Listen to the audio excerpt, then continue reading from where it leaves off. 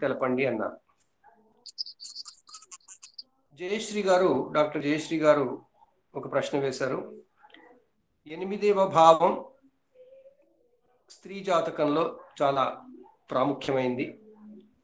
ముఖ్యంగా దాంట్లో ఆ 8వ భావంలో పాపగ్రహాలైనటువంటి కుజ, కేతు, రవి, రాహువులు వాళ్ళు ఉన్నట్టయితే ఎంత వెయిటేజీ ఇవ్వాలి మ్యాచ్ మేకింగ్ చేస్తున్నప్పుడు అని అడిగారు. తర్వాత శ్రవణ కుమార్ గారు మన దాంట్లో సమావేశంలో మాట్లాడుతున్నాం కాబట్టి సందేహం అంటూ ఒకటి చెప్పారు. కొంతమంది జాతకాలలో మాంగళ్య దోషం ఉంది అని, కుజ దోషం ఉంది అని పొంతనలు చూసిన వారు చెప్తున్నారు. అసలు పొంతనలు చూడడం వల్ల చాలా మందికి వివాహాలు ఆలస్యం అవుతున్నాయి. వివాహ పొంతన చూడడం ఖచ్చితంగా అవసరమా? వారి పూర్వార్జిత కర్మను బట్టి కదా వారి జీవితం ఉంటుంది అంటున్నారు పెద్దలు. అందువల్ల వివాహ పొంతన ఖచ్చితంగా అవసరమేనా అని నా సందేహం. నేను ఒక జ్యోతిష విద్యార్థిని, పూర్తిగా తెలియదు, అందువల్ల అడుగుతున్నాను. తర్వాత మరొక మిత్రులు శ్రీ దత్తాత్రేయ శర్మ గారు, భిన్ననాడి అయి గ్రహమైత్రి ఉన్నట్లయితే 18 గుణముల కంటే తక్కువ గుణములు వస్తే సంబంధం కుదుర్చుకోవచ్చునా అని ప్రశ్నించారు. రెండవది, రాశి కూటమి శ్లోకము భిన్నంగా ఉంటుంది ఒక్కొక్క పంచాంగంలో, సరి అయిన శ్లోకం వివరణ తెలుపగలరు అన్నారు. ద్విద్వాదశకే మృత్యు సమసత్యేతు మాంగళ్యం అని ఆ శ్లోకాన్ని వాళ్ళు ఉటంకించారు. ఈ విషయాలలో ఎవరైనా మిత్రులు నేను దీనికి సమాధానం చెబుతాను అని ముందు కనుక వచ్చినట్టయితే అధికారికంగా వాళ్ళు చెప్పగలిగితే ఏ సమస్య ఉండదు. ఎందుకంటే సమావేశంలో పాల్గొన్న వాళ్ళు చెప్తున్నారు కాబట్టి వాళ్ళ పేరు, వాళ్ళు దీనికి సంబంధించిన విషయం ఎలా ఇస్తున్నారు అనుభవం చెప్తే అది మనం అందరం విందాం. ఎవరైనా ఔత్సాహిక జవాబులు ఇచ్చేవాళ్ళు కనుక ఉన్నట్టయితే దయచేసి ముందుకు రండి, లేకపోతే ఒక్కొక్కటి మనం చెప్పుకుంటూ వెళ్ళిపోదాం. ఎవరైనా ఉన్నారా? ఈ సమావేశంలో ఉన్న వాళ్ళు, అంటే నేను లిస్టు చూడలేదు, మేళ్ళూరి వెంకటేశ్వర శర్మ గారు ఉన్నారా సార్? ఎంవి శర్మ గారు. నమస్కారం అండి శాస్త్రి గారు. అమ్మా మాలతి గారు ఉన్నారా మీరు? మొట్టమొదటి క్వశ్చన్, మీరు నాకు అంటే ఈ ప్రశ్నలకి జవాబులు ఇవ్వడంలో మీరు ముందుకు ఇవ్వచ్చు. అలాగే ఇంకా 2-3 ఎవరైనా ఉన్నారేమో అని చూస్తున్నాను. రాజ్ కుమార్ గారు వచ్చారో రాదు, పోయినసారి వారు ఉన్నారా సార్? రాజ్ కుమార్ గారు, తర్వాత రవీంద్రనాథ్ గారు ఉన్నారా సార్? రవీంద్రనాథ్ గారు, వీళ్ళంతా అనుభవజ్ఞులు, ఎన్నో ఇవి చూశారు. మనకి ఈరోజు ఒక చిన్న బోనస్ ఏంటంటే శ్రీ సాంబశివరావు గారు ఈరోజు మనకి చిన్న ప్రత్యేక ఉపన్యాసం ఇవ్వబోతున్నారు. వారి ఉపన్యాసం మనం వింటాం ఈ ప్రశ్నకి కొంచెంగా సమాధానం చెప్పుకున్నాక. అమ్మ మాలతి గారు, మీ దగ్గర ప్రశ్నలు ఉన్నాయమ్మా? నేను మొట్టమొదటి క్వశ్చన్ ఒకటి ఆన్సర్ చేస్తానండి. వివాహ యోగ్యత లేని వారిని గుర్తించడం ఎలా? చెప్పండి, ఏదైనా పర్లేదు, అందరం వినడమే. ఇది లగ్నం నుంచి వివాహానికి ముఖ్యంగా శుక్రుడి బలం ఖచ్చితంగా ఉండాలి. లగ్నం నుంచి, రవి నుంచి, చంద్రుడి నుంచి కూడా శుక్రుడు కేంద్రాల్లో లేకపోతే ఏ ఒక్కదాని నుంచి అయినా కానీ, లగ్నం నుంచి కానీ, రవి నుంచి కానీ, చంద్రుడి నుంచి కానీ శుక్రుడు కేంద్రాల్లో లేకపోతే వాళ్ళకి వివాహం అవడం అనేది చాలా కష్టం. సో ఆ వివాహం అయ్యే వయసులో వివాహం కావటం లేదంటే ఫస్ట్ మనం దీన్ని చూడాలి. దాదాపు 40, ఇప్పుడు లేట్ మ్యారేజెస్ అంటే అబ్బాయిలకు దాదాపు 40 years దాకా వెళ్ళిపోతున్నాయి. అప్పటికి కూడా కావటం లేదు అంటే ఈ విషయాన్ని పరిగణించాలి.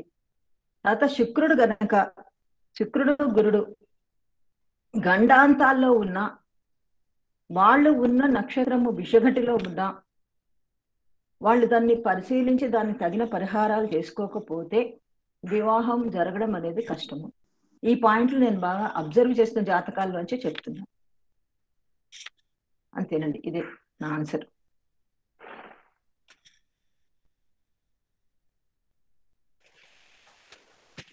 మీరు మ్యూట్లో ఉన్నారండి, మీరు మ్యూట్లో ఉన్నారు. వారి ప్రశ్నలో వివాహ యోగ్యత లేని వారిని గుర్తించడం ఎలా అని మొదటి ప్రశ్న. దీనికి ముందు మనం నేపథ్యం ఒకటి ఆలోచించాలి. వివాహ యోగ్యత లేని వారిని గుర్తించడం అంటే మాకు వివాహం అవ్వట్లేదని వచ్చినప్పుడు చెప్పడమా, లేకపోతే మనంతటా మనం జాతకాలు చూస్తూ వాళ్ళకి యోగ్యత ఉందా లేదా చెప్పుకుంటూ పోవడమా? అదైతే జరగదు. ఎందుకంటే జ్యోతిష్కుడి యొక్క మొట్టమొదటి సూత్రం ఏంటంటే తనని అడగకుండా ఏది చెప్పకూడదు. జ్యోతిష్కుడి యొక్క వృత్తి నీతి ఏంటంటే అడగకుండా ఏది చెప్పకూడదు. ఇది మనం మర్చిపోతున్నాం. మనం యూట్యూబ్లో టీవీల్లో అడగకుండా బోర్డు అని చెప్పేస్తున్నాం, అడుగుతారేమో అని. సరే, అది కాలం, దేశకాలమాన పరిస్థితులు. సో వివాహ యోగ్యత గుర్తించడం, వివాహానికి చేసుకుందాం అనుకుని ఎవరైనా వచ్చి అడిగినప్పుడు వివాహం అవ్వట్లేదు ఎందుకు అని అడిగినప్పుడు బహుశా మనం చూడవలసిన అవసరం వస్తుంది. ఇప్పుడు మేడం గారు చెప్పారు ఆమె అనుభవంతో కొన్ని, కానీ నాకు అనిపించేది ఏంటంటే ఆ ఒక్కటి మాత్రమే కాకపోవచ్చు. ఆ గ్రహాలు తప్పకుండా పనిచేస్తాయి. అది లగ్నం మీద ఆధారపడి ఉంటుంది. దాంతోపాటు మనకి లగ్నాధిపతి, సప్తమాధిపతి స్థితి, ఇవి చాలా చాలా ఉంటాయి. ఇది అంతగా చర్చించడానికి నిజానికి మన ఈ ప్లాట్ఫారం సరిపోదు. సో అందువల్ల యోగ్యతని గుర్తించడం ఎలా అంటే, యోగ్యతని గుర్తించడానికి మనకి శాస్త్రంలో ఉన్న సాధారణంగా వివాహం కావడం కొరకు ఏ ఏ గ్రహాల ఆశీస్సులు ఉండాలి, ఏ ఏ భావాలు ఎలా ఉండాలి, ఎక్కడెక్కడ దుస్థానాలకు సంబంధించి ఈ సప్తమాధిపతికి కానీ లగ్నాధిపతికి కానీ సంబంధాలు వస్తే ఏమవుతుంది. ఒకటి మర్చిపోద్దండి, ఏంటంటే సప్తమ భావము కేవలం పెళ్లిదే కాదండి. సప్తమ భావము మానవ సంబంధాలకు సంబంధించింది. మనం ఈ మేలాపకం విషయానికి రాగానే కుండలిలో సప్తమం తప్పితే ఇంకోటి, సప్తమం అంటే పెళ్లి తప్ప ఇంకోటి లేదని దానికి పోతున్నాం. దయచేసి మీరు అవన్నీ ఆ ఆలోచన ధోరణిలోంచి కాస్త ముందుకు రండి, పైకి రండి. ముఖ్యంగా ఏమవుతుందంటే వివాహ మేలాపకం అనగానే అసలు వేరే భావాలు పక్కనే ఉంటాయి, వేరే గ్రహాలు పక్కనే ఉంటాయి. ఏమైనా సప్తమం లగ్నం ఎట్లా ఇదైనా ఏమైనా గ్రహాలు ఎట్లా ఇబ్బందిగా ఉన్నాయి, బలం లేదు, ఇవే చెప్పుకుంటున్నాం మనం. సప్తమం అనేది దాంట్లో భార్య లేదా భర్త అనేది ఒక పాయింట్ మాత్రమే. సప్తమంలో బోలెడని కారకత్వాలు ఉన్నాయి, మానవ సంబంధాలు ఉన్నాయి. మరి వాళ్ళందరికీ పెళ్లి కాని వాళ్ళకి మరి మిగతా జీవితం బాగుండట్లేదా? అది ఆలోచించండి. ఇవాళ రేపు ఆలస్య వివాహాలు అన్నారు మేడం. ఆలస్య వివాహాలు ఏంటండి? వాడు పెళ్లి చేసుకోవాలని సంకల్పమే కలగకపోతే వాడికి వివాహం ఎలా అవుతుంది? రెండవది, పెళ్లికి కావాల్సిన బలం ఎవరిది? గురువు నుంచి రావాలి. మంచి ఉద్యోగం రావాల్సిన బలం ఎవరిది? ఎవరి నుంచి రావాలి? గురువు నుంచే రావాలి. సో గురువు బాగున్నప్పుడు వాడి మనసులో కోరికలన్నీ నాకు ఉద్యోగం గురించి ఉండాలి, కెరీర్ అని పోయిన వాడికి పెళ్ళి ఎలా అవుతుందండి? పెళ్లి కావాలని కోరకపోతే ఎలా అవుతుంది అంటా నేను. ఊరికే పెళ్లి దానంతట అది గ్రహాలు వచ్చి చేసేస్తాయా మనకి? గ్రహాలు కేవలం పెళ్లి కోసమే ఉన్నాయా? కాదు కదా. శుక్రుడు అంటే ఎన్నింటికి కారకుడు, కేవలం భార్యాభర్తలకే కారకుడు కాదు ఆయన. అలాగని గ్రహాలలో మిగతా అన్ని గ్రహాలకి వేరే కారకత్వాలు లేవనుకోవడం కూడా తప్పండి. ఒక్కటి బాగా గుర్తుపెట్టుకోండి, నేను ఎక్కువ అనుభవం లేదు నాకు, మీ అందరికీ చాలా మందికి ఉన్నంత అనుభవం లేదు, కానీ ఒకటి మాత్రం ఖచ్చితంగా చెప్పగలను ఒక జ్యోతిష్ శాస్త్ర అధ్యాపకుడిగా 6-7 ఏళ్ల అనుభవంతో. ఏంటంటే ప్రతి గ్రహానికి అన్ని కారకత్వాలు ఉంటాయి, ప్రతి రాశికి అన్ని కారకత్వాలు ఉంటాయి, ప్రతి అనుభవ కారకత్వాలు ఉంటాయి. అవి మేనిఫెస్ట్ కావడం అంటే ఎక్కువ కావడం అనేది కొన్ని అక్కడక్కడ అవుతాయి కాబట్టి వాటికి ఆ పేర్లు పెట్టారు ఋషులు, అంతకుమించి లేదు అక్కడ. సో ఇప్పుడు ఒకటో భావము అన్నిట్లోనూ కొంచెం ఉంటుంది, రెండో భావం అన్నిట్లోనూ కొంచెం ఉంటుంది, లేకుండా ఏముండదు. కాకపోతే దాని యొక్క పర్సెంటేజ్ చాలా తక్కువ ఉంటుంది. అందువల్ల మనకి ఋషులు వాటిని అలా ఐడెంటిఫై చేశారు. అసలు ఇది ఏంటి? మొత్తం 360 డిగ్రీలు వెలుగుతున్న వెలుగు కదా. ఆ 360 డిగ్రీల వెలుగులో అన్ని కలగలిపే ఉంటాయి, ఉండవని కాదు. ఈ 7వ భావానికి వచ్చేసరికి మనకి ఏమవుతుంది అంటే మానవ సంబంధాలు, నేను ప్రపంచం, నా ముందున్న ప్రపంచం. ఆ ముందున్న ప్రపంచంలో మొట్టమొదటి వ్యక్తి జీవిత భాగస్వామి. అందువల్ల జీవిత భాగస్వామి మనం ఎక్కువ తీసుకున్నాం. సో మేలాపకం విషయంలో యోగ్యత అని చూసినప్పుడు పెళ్లి ఒక్కటే వేరు కాదు. ఆ వ్యక్తికి ఇబ్బంది ఉంటే మిగతా విషయాల్లో కూడా ఇబ్బందులు ఉండాలి. పెళ్లి విషయంలో లేదు అంటే దానికి కొంచెం లోతుగా మనం ఆలోచించాల్సిన అవసరం ఉంది. మనకి ఇప్పుడు గురువు గారు చెప్తున్నటువంటి ఉపన్యాసాన్ని కనుక వింటున్నట్టయితే మనకు కొన్ని పాయింట్స్ దాంట్లో తెలుస్తుంటాయి.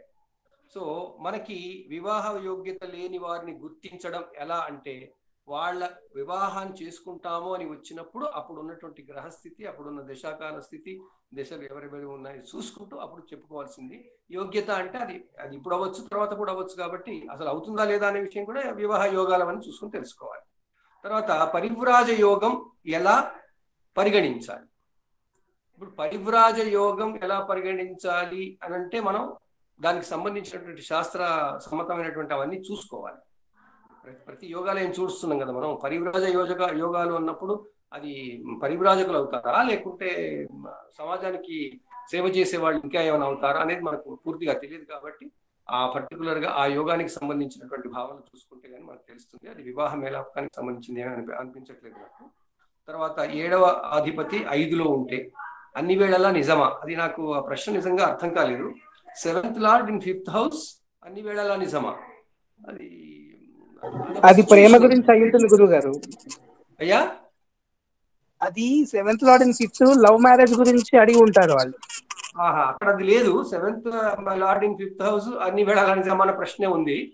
అది అంటే ప్రేమ వివాహాలకు అన్ని వేళలా నిజమా అని కావచ్చు బహుశా వారి. సారీ శాస్త్రి గారు, ప్రేమ వివాహానికి 5th లార్డ్ కదా, ఇఫ్ ఈ connected with 2 or 7 or 11 love marriage possible అని చెప్పి ఉంది. అదే అదే వారి అంటే వారు అడగడం ప్రేమ వివాహం అనే వర్డ్ లేకపోవడం వల్ల, ఆ ప్రేమ వివాహం అనే వర్డ్ లేకపోవడం వల్ల సమస్య వచ్చింది అక్కడ. 7th lord in 5th house అనేది అదేదో కర్స్ కూడా అన్నారు, అది కూడా ఎంతవరకు నిజమే?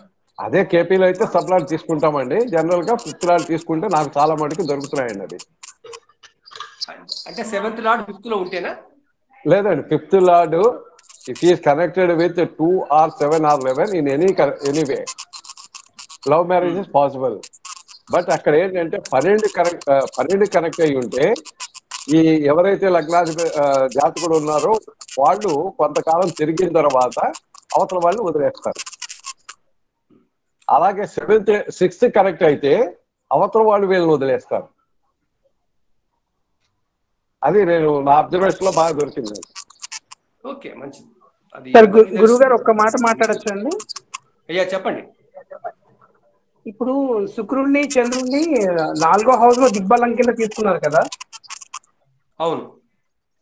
అంటే చంద్రుడు వచ్చేసి తల్లి, శుక్రుడు వచ్చేసి భార్య, ఇద్దరు కలిసి ఇంట్లో ఉంటేనే దిగ్బలం ఉన్నట్టు. అక్కడ తల్లి భార్యలు అని కాదండి. మీరు కంటిన్యూ చేస్తాను సార్, ఒక్క నిమిషం చెప్పండి. ఇప్పుడు 5th and 7th లార్డ్ కలిసి ఉన్నప్పుడు 12వ లార్డ్ తో కలిసి ఉంటే గనక వాళ్ళు శారీరకంగా కలిసిపోయి విడిపోతారు. 4th లార్డ్ తో కనుక సంబంధం ఉంటే ఇంటికి తీసుకొస్తాడు వైఫ్ ని. 4వ అధిపతితో గనక ఈ 7th and 5th లార్డ్ తో కనెక్షన్ ఉంటే ఇంటికి తీసుకొస్తాడు. ఇది చూసిన జాతకాల్లో నేను అబ్జర్వ్ చేస్తాను. Okay, very good. ఒక పాయింట్ అందరూ నోట్ చేసుకోవడానికి మంచి పాయింట్. తర్వాత కుజదోషం అన్ని వేళలా నిజమా? ఇది చాలా జనరల్ క్వశ్చన్ అనిపిస్తుంది. కుజదోషం అంటే ఏంటి అసలు? ఫస్ట్ ఆఫ్ ఆల్ మేళాపకంలో కుజదోషానికి ఎంతవరకు ప్రాముఖ్యత, ఇవన్నీ కొంచెం ఎక్కువగా డిబేట్ చేయవలసినటువంటి అంశాలు. ఒకటి అందరూ దయచేసి గుర్తుపెట్టుకోండి, సంస్కృతంలో దోషం అన్నా జ్యోతిష్యంలో దోషం అన్నా అర్థం ఏమిటంటే అసమతుల్యత, ఇంబ్యాలెన్స్. అది ఏదో కీడు తిరగడానికి జరిగేది ఒక పర్టికులర్ బ్యాడ్ అని కాదు. ఎక్కడ బ్యాలెన్స్ అనేది లేనప్పుడు, సమతుల్యత లేనప్పుడు దాన్ని దోషం అంటారు. సో అన్ని పాపగ్రహాల యొక్క శక్తి మనకి ఉన్నప్పుడు, మన మీద ప్రసరిస్తున్నప్పుడు, వాళ్ళ యొక్క ఎనర్జీ మన మీదకి వస్తున్నప్పుడు, మనకు కావలసిన దానికన్నా ఎక్కువ ఉంటే దోషమే, తక్కువ ఉంటే దోషమే. రెండు రకాలుగా అది ఉంటుంది. ఆ దోషాలని మన ఋషులు వాళ్ళు ఏ ప్లేస్ లో ఉంటే వాళ్ళ నుంచి ఎక్కువగా ఎనర్జీ వస్తుంటుంది అన్న విషయంగా మనకు చెప్పుకొచ్చారు. కుజుడిది ఏ గ్రహాందైనా సరే, కుజుడిదైనా, శనిదైనా, రాహుదైనా, కేతుదైనా, ఈ గ్రహాల యొక్క దోషాలన్నీ కూడా మనం కొంచెం సూక్ష్మంగా పరిశీలిస్తే పుట్టిన మొదటి కొన్ని సంవత్సరాల తర్వాత అది తగ్గుతూ వెళ్తుంది. ఎందుకంటే అలవాటు అవుతుంది. బేసిక్గా అలవాటు అవుతుంది. సో అందువల్ల దోషం ఎప్పుడు జాతకంలో ఉన్న దోషం ప్రారబ్ధ కర్మ డిశ్చార్జ్ చేస్తున్నందుకు మనం ఏజ్ పెరుగుతున్న కొద్దీ కర్మలు చేస్తుంటాం కాబట్టి అప్పటి ఉన్న జాతక స్థితి గ్రహస్థితి అంతా కూడా మనకి ఇప్పుడు అప్డేట్ అవుతూ వెళ్తుంది. అందువల్ల అది ఎప్పుడు నిజం అదే అప్పటికే ఉంటుంది అని అనుకోకూడదండి, అది మారిపోతుంది. తర్వాత వాడు సారీ సార్ శాస్త్రి గారు, అందరినీ మ్యూట్ చేయమనండి, మనకు మాట వినపట్టలేదు మీది. అందరూ మ్యూట్ చేయండి అమ్మా కొంచెం. సో ఆ కారణంగా మనకి దోషము కుజ దోషము అన్ని వేళలా నిజమా అంటే కుజ దోషం వరకు నిజమే, అన్ని వేళలా అంటే సమయం ఆ జాతకుడి యొక్క ఆ వయస్సును బట్టి మార్పులు చెందుతాయి. అందుకనే ఈ కుజ దోషము కేరళంలో మొట్టమొదలు చెప్పినప్పుడు కూడా వాళ్ళు చెప్పినటువంటి ఆ సూత్రాలు, దానికి ఇచ్చినటువంటి ప్రత్యామ్నాయాలు, మళ్ళీ ఏవేవి ఎక్సెప్షన్స్ ఏమున్నాయి, ఇవన్నీ కనుక మనం కొంచెం జాగ్రత్తగా పరిశీలిస్తే ఒక రకంగా కుజ దోషము ఈ కాలంలో అంతగా లేదేమో అని అనిపిస్తుంది. సరే, ఇప్పుడు వచ్చే అనుభవాలు అని చూస్తున్న కొద్దీ ఉంటాయి. ఎందుకంటే బేసిక్గా కుజదోషం ప్రతిరోజు పుట్టిన 12 లగ్నాల వాళ్ళలో 4 లగ్నాల వాళ్ళకు ఉంటుందండి. ప్రపంచంలో ప్రతిరోజు పుట్టేటువంటి వాళ్ళల్లో 12 లగ్నాలలో పుట్టే శిశువుల్లో ప్రతి 12లో ప్రతి 4 లగ్నాల వాళ్ళకు ఉంటుంది. ఎందుకంటే 4 చోట్ల ఆయన ఇదిగా ఉంటాడు, దోషం అవుతుంది కుజుడు. మరి ఆ దోషం 4 రాసుల్లో ఉన్నప్పుడు 4 స్థానాలకి 4 లగ్నాల వాళ్ళకి డెఫినెట్ గా స్థానం అవుతుంది. సో 45 రోజుల పాటు అక్కడే ఉంటారు. 45 రోజుల పాటు ఏ రాశి దయచేసి అందరూ మ్యూట్ చేసుకోనమ్మా, మ్యూట్ ఓపెన్ చేశారు. సో ఈ కుజుడు యొక్క దోషం నిజంగా ఎంతవరకు అసాధారణం, ఇది చాలా సాధారణం. మనం ఎందుకో మరి ఈ విషయంగా ఎక్కువ మంది ఆలోచించట్లేదు. కుజదోషాన్ని పట్టుకుని వెళ్ళాడుతాం. అసలు కుజదోషం 50 ఏళ్ల కింద కుజదోషం మాట్లాడిన వాళ్ళే లేరు. అది ఇప్పుడు మరి కొత్తగా ఎలా వచ్చేసిందో అర్థం కావట్లేదు. దాని మీద ఎంత సాహిత్యం వచ్చింది అంటే మనం చెప్పలేనంత వచ్చింది. అందువల్ల కుజదోషము ఎల్లవేళలా నిజమా అన్న దానికి మనం చాలా చాలా శాస్త్రీయంగా వెళ్ళి ఎంతవరకు శాంపుల్లో 33% ఉంటుంది.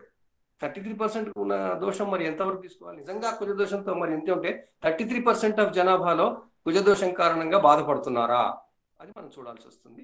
అందువల్ల ఎల్లవేళలా నిజమా అనే దాన్ని మనం ఈజీగా చెప్పలేము, నిజం కాదు.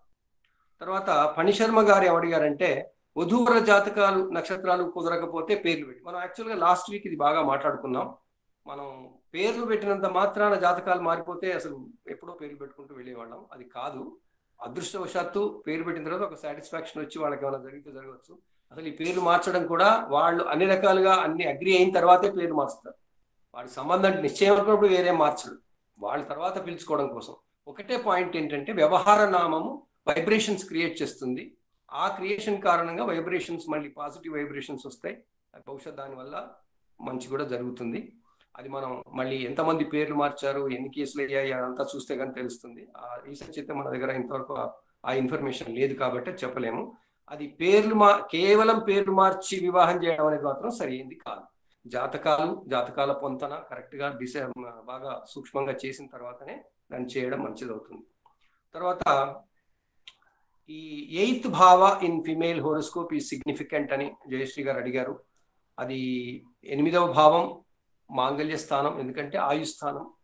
తన భర్తకి 2వ స్థానం, భర్త లేదా భార్యకి 8వ స్థానం ఒక స్త్రీకే కదండి, పురుషుడికి కూడా అవసరమే. ఎందుకంటే ఆ కాలంలో సమాజంలో స్త్రీకి ఎక్కువ ప్రాముఖ్యత ఇచ్చి స్త్రీకి సంబంధించింది చూసుకొని, ఇది పురుషస్వామ్య సమాజం కాబట్టి స్త్రీకి మాంగళ్య స్థానం అన్నారు. మరి పురుషుడికి ఏదైనా భార్య స్థానం కాదు, భార్యకి ఆయుష్ కూడా అక్కడే ఉంది అనుకోవాలి కదా. సో అందువల్ల కొంచెం ఇది సబ్జెక్టివ్ మ్యాటర్ ఒకటి. రెండవది ఆ ఆయుర్దాయాధిపతి ఆయు కారకుడు వాళ్ళు ఎలా ఉన్నారో కూడా చూడాలి. ఇదంతా ఆయుర్దాయానికి సంబంధించిన ఇవి చూసుకోవాలి. మన వాళ్ళు మొట్టమొదలు రాగానే చూసుకోవడం కోసం కొన్ని టిప్స్ చెప్పారు. దాంట్లో ఈ టిప్ ఒకటి ఏంటంటే అష్టమం బాగుందా లేదా అని చూసుకోవడం కొరకు చెప్పాడు. అదే ఆధారంగా ఒక చిన్న డౌట్ అడగొచ్చా గురుగారు? చెప్పండి అమ్మా. 8th హౌస్ నుంచి సెకండ్ మ్యారేజ్ చూడొచ్చు అని అంటారు, అది ఎంతవరకు నిజము? 8,000 నాకు తెలియదు అమ్మా. సంబడి ఎవరైనా చెప్తే చెప్పండి, నాకైతే ఆ సంగతి తెలియదు.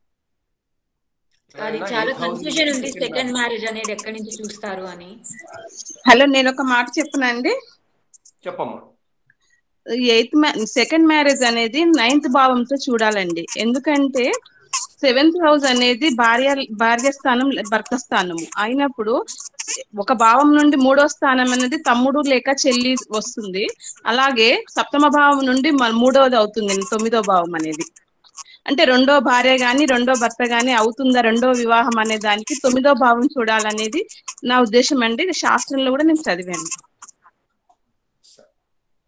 ఓకే అమ్మా, మనం ఇప్పుడు వివాహ పొంతన గురించి మంచి క్వశ్చన్ వేశాడు ఈయన శ్రవణ కుమార్ గారు. అసలు వివాహ పొంతన అవసరమా? చాలా మంచి ప్రశ్న. ఎందుకంటే వివాహ పొంతనల పేరుతోనే పెళ్లిళ్ళు అవ్వట్లేదు అని. వివాహ పొంతనలతో పేరుతో పెళ్లిళ్ళు అవ్వకపోవడము అనేది ఈ మధ్య కాలంలో మనం చూస్తున్నదండి. ఈ పొంతన చూసి పొంతన కుదరకపోతే మాకు అక్కర్లేదు, ఇప్పుడు మ్యాట్రిమోనీలు వచ్చాక ఇది ఎక్కువైంది. సో ఇది దేశ కాలమాన పరిస్థితులను బట్టి వచ్చినటువంటి మార్పు. పొంతన అవసరము అని ఎక్కడా లేదండి. పొంతన, వివాహ పొంతన, జ్యోతిష వివాహ పొంతన సాకుగా ఈరోజు సమాజం వాడుకుంటుంది. ఇది కఠోర సత్యం. అవసరం ఉంటే ఏ జాతి 10 మంది జ్యోతిష్కులను అడగడం, ఎవరితోనో ఒకరితోని సరి అయింది అనిపించుకోవడం. వద్దనుకుంటే ఒక్కడు చెప్తే చాలు, జ్యోతిషం పనికిరాదు, మాకు ఇది ఈ సంబంధం పనికిరాదు అని కొట్టేయడం. ఇది చాలా కఠోరమైన సత్యం ఇది. అది దయచేసి అందరూ దీన్ని గమనించాలి. ఈ పొంతన అనేది అవసరం లేదు, అవసరం ఏమీ లేదు. పొంతన అవసరం లేదు. ఎన్ని పెళ్లిళ్ళు అవ్వట్లేదు పొంతనలు చూసుకోకుండా. అసలు ఒకటి ఆలోచించండి, మనం మన ధర్మంలో, సనాతన ధర్మంలో ఉన్న వాళ్ళు, హిందువులు అనేవాళ్ళు, లేదా హిందువుల్లో ఈ మన తెలుగు రాష్ట్రాల్లో ఉన్న వాళ్ళు ఎక్కువ పొంతనలు చూస్తున్నారు. మిగతా పొంతనలు ఎక్కడ చూస్తున్నారు? పత్రిక చూపించడం అనేది నార్త్ ఇండియాలో కూడా ఎక్కువ లేదు. వాళ్ళు ఏదో చూస్తారు, ఎప్పుడన్నా సమస్యలు ఏదైనా ఉన్నప్పుడు చూస్తారు తప్ప మనం చూసినంత సీరియస్ గా వివాహ పొంతనలు వేరే చోట ఇంతగా లేవండి. అందువల్ల దక్షిణ భారతదేశంలోనే ఎక్కువ ఇవి, దాంట్లో మళ్ళీ మనకి ఎక్కువ ఇంకా. సో ఈ కృష్ణా గోదావరి డెల్ట్ ప్లేసెస్లో ఉన్న వాళ్ళే కాస్త ఎక్కువ చూస్తారు. ఈవెన్ మహారాష్ట్రలో కూడా ఇంతగా చూడరు. నేను చూశాను, మహారాష్ట్రలో నాకు అనుభవం ఉంది. మహారాష్ట్రలో ఇంతగా వివాహ పొంతనలు చూసిన వాళ్ళు ఎవరు లేరు. సో అందువల్ల వివాహ పొంతన అవసరం అనేది లేదు. ఇది కేవలం సమాజంలో మనకున్నటువంటి భావనల కారణంగా వస్తుంది, మనకున్నటువంటి చెప్పుకోవడాలు వాటికి సంబంధించి. ఇది ఒక నిజంగా ఒక ఇది అయిపోయింది. ఎవరో చెయ్యి ఎత్తారు, ఎవరమ్మా? మహేష్. నేనే గురువు గారు. ఇందాక ఆవిడ ఒక క్వశ్చన్ అడిగారు కదండి, 8th house 7th house break అవ్వడానికి 8th హౌస్ కారణమా అని అడిగారు కదా. హలో, చెప్పండి. అయితే ఏ స్థానానికైనా రెండో స్థానం ఎప్పుడు మారక స్థానం కాబట్టి 7th హౌస్ బ్రేక్ అవ్వాలంటే 8th హౌస్ లో ఖచ్చితంగా క్రూరగ్రహాలు ఉండి తీరాలి. అది అప్పుడు ఆ క్రూరగ్రహాలు ఉన్నప్పుడు 8th హౌస్ లో క్రూరగ్రహాలు ఉంటే గనక మ్యారేజ్ ఖచ్చితంగా బ్రేక్ అయ్యే ఛాన్సెస్ ఉంటాయి. ఇది ఒక భావన. అప్పుడు శైలజ గారు చెప్పినట్టు 9th హౌస్ భర్త తమ్ముడో, భర్తకి రెండో భర్త లేకపోతే రెండో భార్య అనేది 9th హౌస్ కన్సిడర్ చేయడానికి అవకాశం ఉంటుంది. ముందు బ్రేక్ అవ్వాలి అంటే 8th హౌస్ సరిగా లేకపోతేనే బ్రేక్ అవుతుంది. Thank you. తర్వాత శ్రవణ్ కుమార్ గారు, మీరు జ్యోతిష విద్యార్థిగా అడిగారు, కరెక్టే. జ్యోతిష పొంతన కంపల్సరీ ఏం కాదు, అది వాళ్ళ భావాలను బట్టి ఉంటుంది, పిల్లవాడు వధూవరులను బట్టి. జీవితం ఎప్పుడైనా మీరు అన్నట్టు పూర్వార్జిత కర్మ ఫలమే, అది పెళ్ళి అయినా కాకపోయినా రెండోది. తర్వాత దత్తాత్రేయ శర్మ గారు అడిగారు, పోయినసారి కూడా అడిగారు, ఈసారి కూడా అడుగుతున్నారు, ఏంటంటే భిన్ననాడి అయి గ్రహమైత్రి ఉన్నట్లయితే 18 గుణాలు తక్కువ ఉంటే అసలు ఈ అష్టకూటమిని పట్టుకుని ఎందుకు వెళ్ళాడుతున్నామో నాకు అర్థం కావట్లేదు. అష్టకూటమికి సంబంధించినటువంటి టెక్నాలజీ ఎప్పటిది? బాగా ఆలోచించండి. ఇది ఈ కాలంలో నిజంగా వస్తుందా? జన్మ నక్షత్రాలకి మన పర్సనాలిటీ, మన వ్యక్తిత్వాలు ఎంతవరకు ప్రభావితమై ఉంటున్నాయి?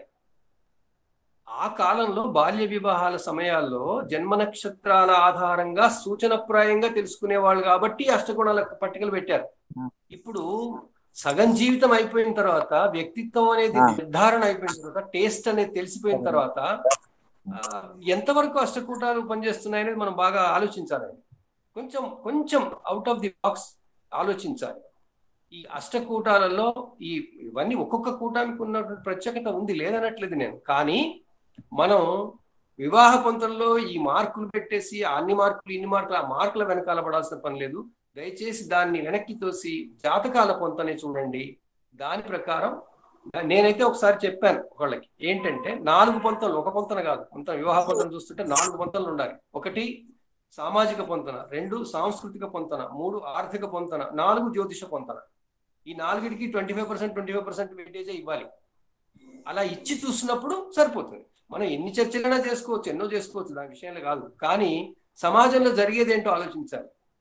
మనమే ఇదంతా వీటి వెనకాల పడుతున్నాం. ఇవేవి లేకుండా పెళ్లి చేసుకున్న వాళ్ళు సుఖంగా లేరా? అందరూ బాగానే ఉన్నారు కదా, వాళ్ళకి ఎట్లా అవుతుంది అంటే మన టెక్నాలజీలో ఎక్కడో మనం ఇంకా కరెక్ట్ గా దానికి రావాలి. అందువల్ల 18ని పట్టుకుని వెళ్ళాడుతున్నాం, 36ను పట్టుకుని వెళ్ళాడు. దాంట్లో 10 వచ్చినా 20 వచ్చినా 5 వచ్చినా మొదలు వేరే ఈ కూటమిలది కాస్త వెనక్కి నెట్టి మనం ఆలోచించే విధానం మనం డెవలప్ చేసుకోవాలి అని నాకు అలా అనిపిస్తుంది. అది నేను ఇది సభాముఖంగా చెప్తున్నాను. అయితే నాడి అనేది చాలా ముఖ్యమైనది. భిన్న నాడి అవ్వడం చాలా మంచిది. 8 పాయింట్లు వచ్చేస్తాయి దానికి, ఇంకా దానికి అక్కర్లేదు. ఆ విధంగా 18 కన్నా తక్కువ వచ్చాయంటే మరి మిగతా చోట్ల ఎక్కడ పోయింది?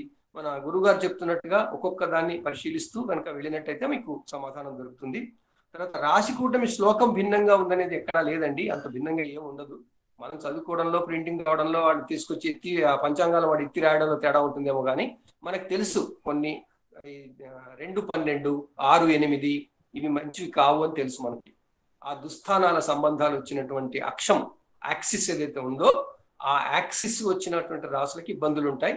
కానీ దాంట్లో కూడా మళ్ళీ గ్రహమైత్రి అంటే ఆ రాసులకి కనుక గ్రహమైత్రి ఉన్నట్టయితే దాని సాంద్రత తగ్గుతుంది, దాని క్వాలిటీ తగ్గిపోతుంది. కాబట్టి ఇవన్నీ దృష్టిలో పెట్టుకుని మనం అవి చూడాలి.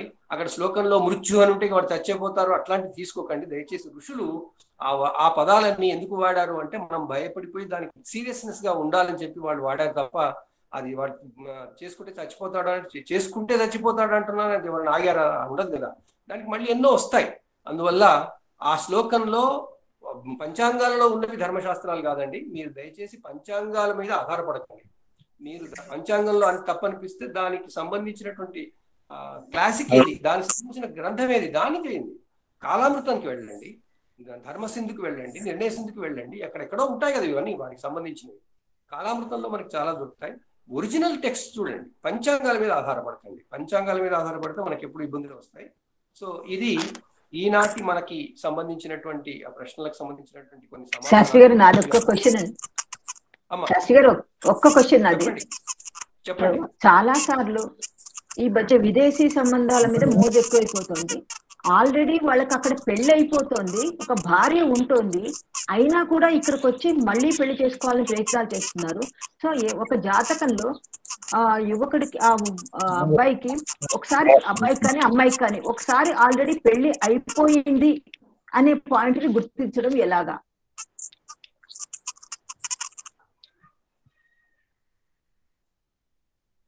ఇక్కడ పెళ్లి అనే దాని మీద మరి జాతకంలో ఎలా చూడాలనే దాని మీద ముఖ్యంగా పోవాలి. అసలు పెళ్లి అనే కాన్సెప్ట్ తో దేనికి చూడాలి? మానవ సంబంధాలకు సంబంధించింది కాబట్టి పట్టుకోవడం చాలా కష్టం. ఎవరు ఎంత క్లోజ్ గా ఉంటారు? చెప్పమ్మా. చెప్పండి. నాకు తెలిసిన వాళ్ళు ఆల్రెడీ లివ్ ఇన్ రిలేషన్షిప్ లో ఉన్నారు, యుఎస్ స్టోరీని, and they are getting married. అది కూడా ఎలా చూడాలి మనం అంటే, అది ఆ మ్యారేజ్ కిందికి వస్తుంది. వాళ్ళు పెళ్లి చేసుకోబోతున్నారు కానీ వాళ్ళు ఆల్రెడీ లివ్ ఇన్ రిలేషన్షిప్ లో ఒకే ఫ్లాట్ లో ఉన్నారు.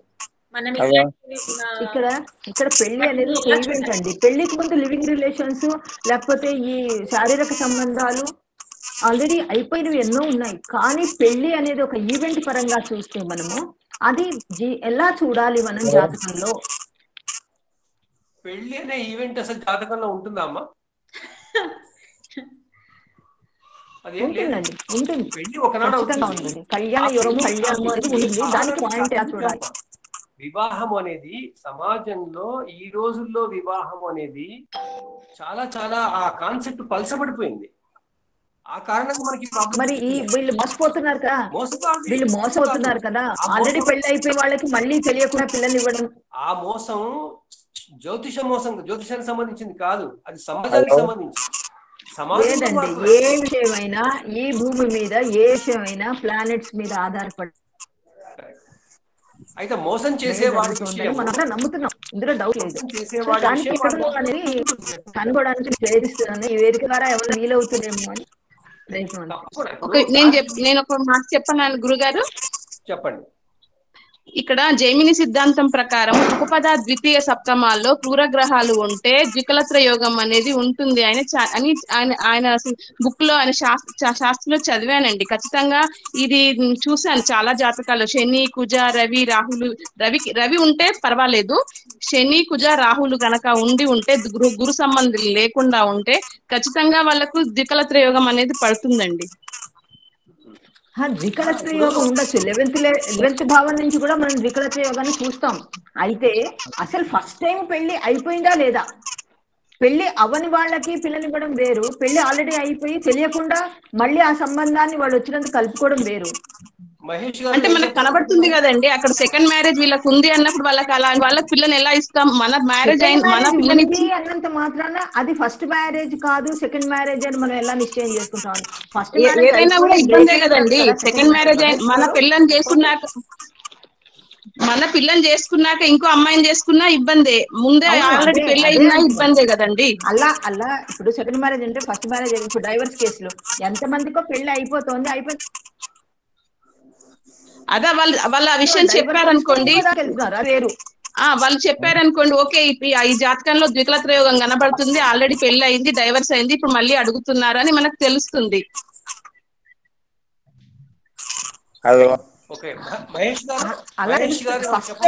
వాళ్ళకి ఆల్రెడీ పెళ్లి అయిందా లేదా?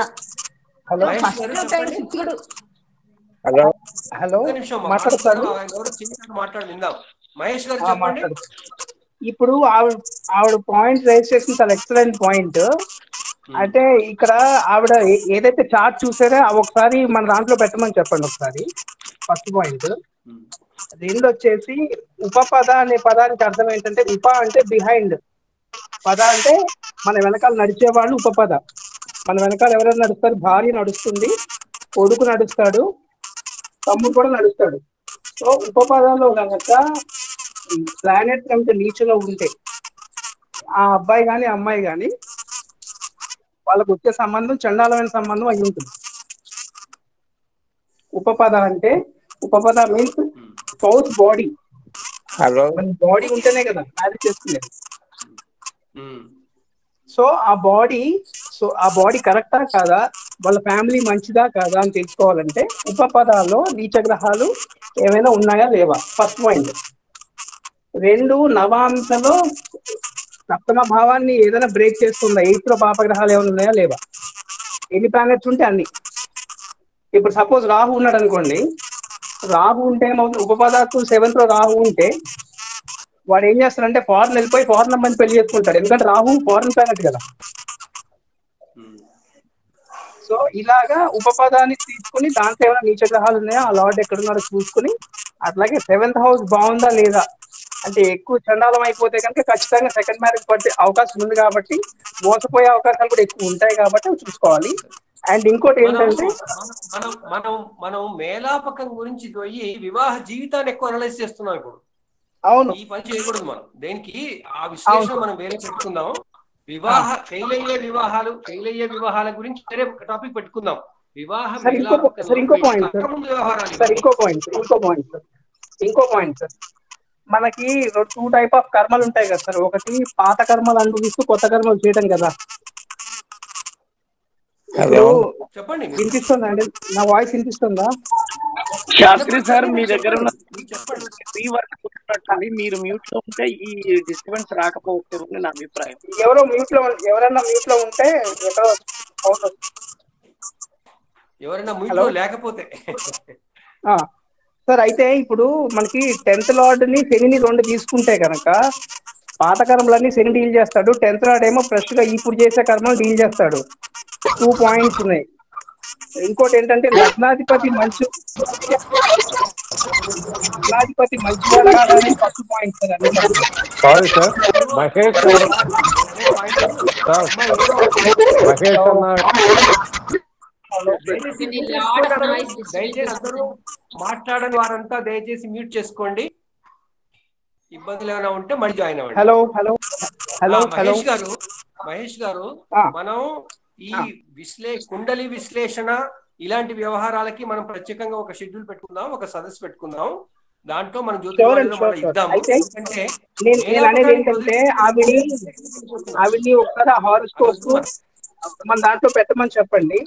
దీంతో చాలా ఎఫెక్ట్స్ ఉంటాయి. ఇప్పుడు లగ్నాధిపతి మంచివాడా కాదా అనేది ఫస్ట్ పాయింట్ కదా సార్, లగ్నమే కదా అక్కడ మెయిన్. చేద్దాం. Thank you. అమ్మ మాలతి గారు, మీరు మంచి పాయింట్ లేవతీశారు. దానికి సంబంధించింది మనం కాస్త ఇంకా ఆర్గనైజ్ చేసి అసలు సహజీవనము, వివాహము, వీటికి సంబంధించిన తేడాలు ఎలా తెలుసుకోవాలనే దానికోసం మనం కొంచెం ప్రత్యేకంగా కృషి చేయాల్సి వస్తుంది. ఆ ఓరియంటేషన్ తో మనం ఏదైనా చిన్న వ్యాసం చేసి మళ్ళీ ముందుకెళ్దాం. ఓకేనా? సో ఈ రోజు ఇంతకు ముందు నేను చెప్పినట్టుగా మన అడగగానే మనకి ఉపన్యాసం ఇవ్వడానికి మన పెద్దవారు, మనందరికీ గురువులు శ్రీ సాంబశివరావు గారు ఒప్పుకున్నారు.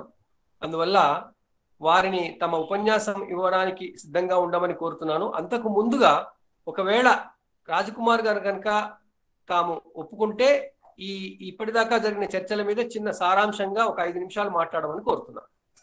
రాజకుమార్ గారు ఉన్నారా సార్? హలో సార్, పోయిన వారం కొంత విన్నారు, ఈ వారం కొంత విన్నారు. మీరు సారాంశంగా ఒక 5 నిమిషాలు వీటి గురించి ముక్తాయింపిస్తే మనం సాంబశివరావు గారి స్పీచ్ ఇందాం.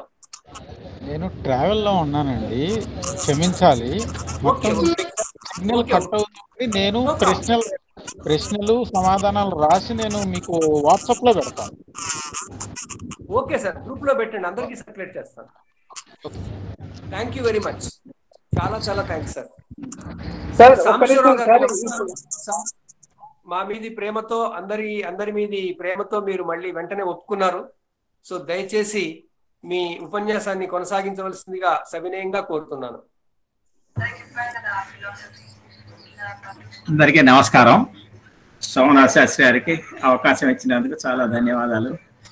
ఇది నాది పెద్ద ఉపన్యాసం కాదు, నేనేం కొత్తగా చెప్పేది ఏమీ లేదు. ఉపన్యాసం అనేది పెద్ద మాటలే అక్కర్లేదు. ఇవాళ టాపిక్ వివాహం. వివాహానికి పొంతనాలు, జ్యోతిష పొంతనాలు అవసరమా అనేదే కదా మన సమస్య ఇవాళ. ఈ జ్యోతిష పొంతన అంటే ఏదో పొంతన ఉండాల్సిందే. వివాహం చేయటానికి పూర్వకాలంలో బాల్య వివాహాలు చేసినా ఏం చేసినా ఏదో పొంతన చూసుకునేవాళ్ళు. అయిన వాళ్ళనో, తెలిసిన వాళ్ళనో, మ్యాండ్రికాలనో, లేకపోతే ఆస్తులు పాస్తులు ఉన్నాయనో, ఊళ్ళో ఉంటాడనో, మంచి కుర్రాడు, తెలిసిన కుర్రాడనో, లేకపోతే తెలియపోతే వాడి గురించి తెలుసుకునో ఏదో చేసేవాళ్ళు. పొంతన అనేది ఒకటి అవసరమే. దీనికి జ్యోతిష్యం మీద డిపెండ్ అవుతారా లేదా అనేది రెండో విషయం. అసలు జ్యోతిష్యం ఎంతవరకు వాడతారు, ఎంతవరకు వాడతారు అనే కొన్ని ఫ్యామిలీస్ దాన్ని బట్టి ఉంటుంటుంది. అది గురువు గారు చెప్పారు ఆల్రెడీ. కొన్ని ఏరియాల్లో, కొన్ని చోట్ల, కొన్ని ఏరియాల్లో చూస్తారు. అసలు జ్యోతిష్యం అనేది వాడతారా లేదా అనేది ఒక అవసరమా జ్యోతిష్యం అనేది. జ్యోతిష్యం లేకుండా ఎంతమంది బాగాలేరు, జ్యోతిష్యం చూసి ఎంతమంది చెడిపోయారు. 18 పాయింట్లు వచ్చి కూడా చెడిపోయిన ఫ్యామిలీస్ ఎంతమంది ఉన్నారు. 18 కంటే తక్కువ ఉన్న పాయింట్స్ వాళ్ళు కూడా బాగా సుఖంగా వివాహ జీవితం గడిపే వాళ్ళు ఎంతో మంది ఉన్నారు.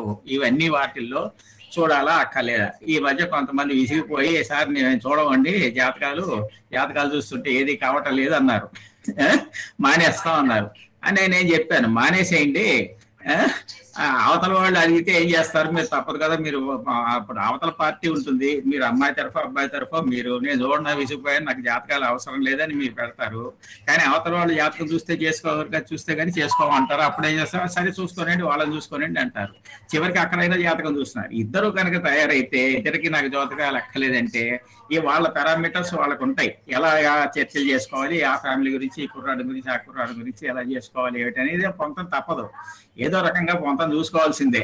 చూసుకుంటే గానీ తప్పదు. ఇక జ్యోతిషంగా పొంతం చేస్తామా లేదా అనేది వేరే విషయం. ఇక జ్యోతిష పొంతానికి వస్తే ఇక్కడ మన దగ్గర వచ్చింది ఏమిటంటే, ఇప్పుడు గురువు గారు చెప్పినట్టు ఈ వివాహ మ్యాట్రిమోనియల్స్ లోనే అక్కడ కాలం పెడతాడు, కుజ దోషం ఉందా లేదా, మాంగలిక నాన్ మాంగలిక, వాడు జాతక చక్రం వేసేస్తాడు మీరు ఇచ్చిన డేట్ ఆఫ్ బర్త్ కి, అవన్నీ పెట్టేస్తాడు వాడు. వాడి సైట్ లో పెట్టేస్తాడు. ఈ జాతకాలు కావాలి అనేది సగం పెట్టేశాడు వాడు అక్కడ. అది చూడకపోతే ఏమవుతుందో అనే భయంతో కొంతమంది కూడా వచ్చేస్తారు. వాడి జాతకం చూసుకుంటారు, అది చేస్తారు. ఇప్పుడు కుజదోషం గురించి బ్రీఫ్ గా చెప్తాను. ఇప్పుడు మనం విన్నాం కనుక కుజదోషం అనేది కుజుడే కాదు, ఏ గ్రహమైనా చెడగొట్టచ్చు.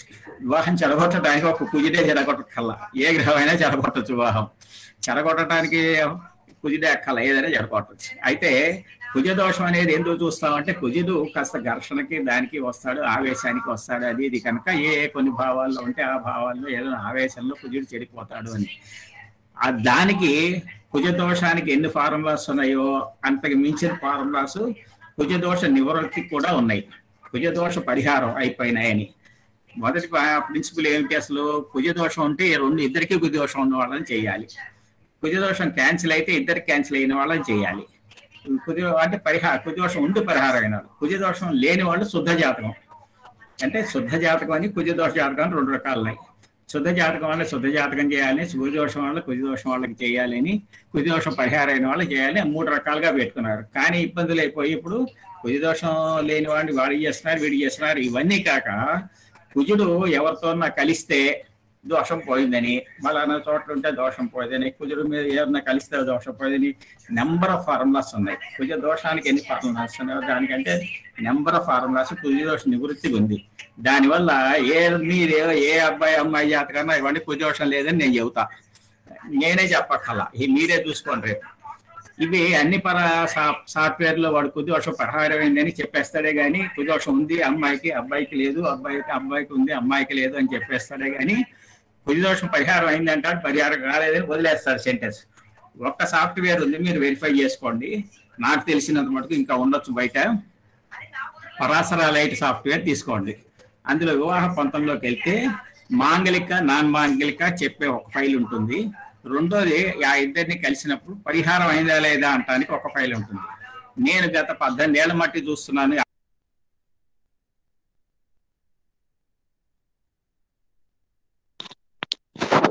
సార్ మీ వాయిస్ ఆగిపోయింది.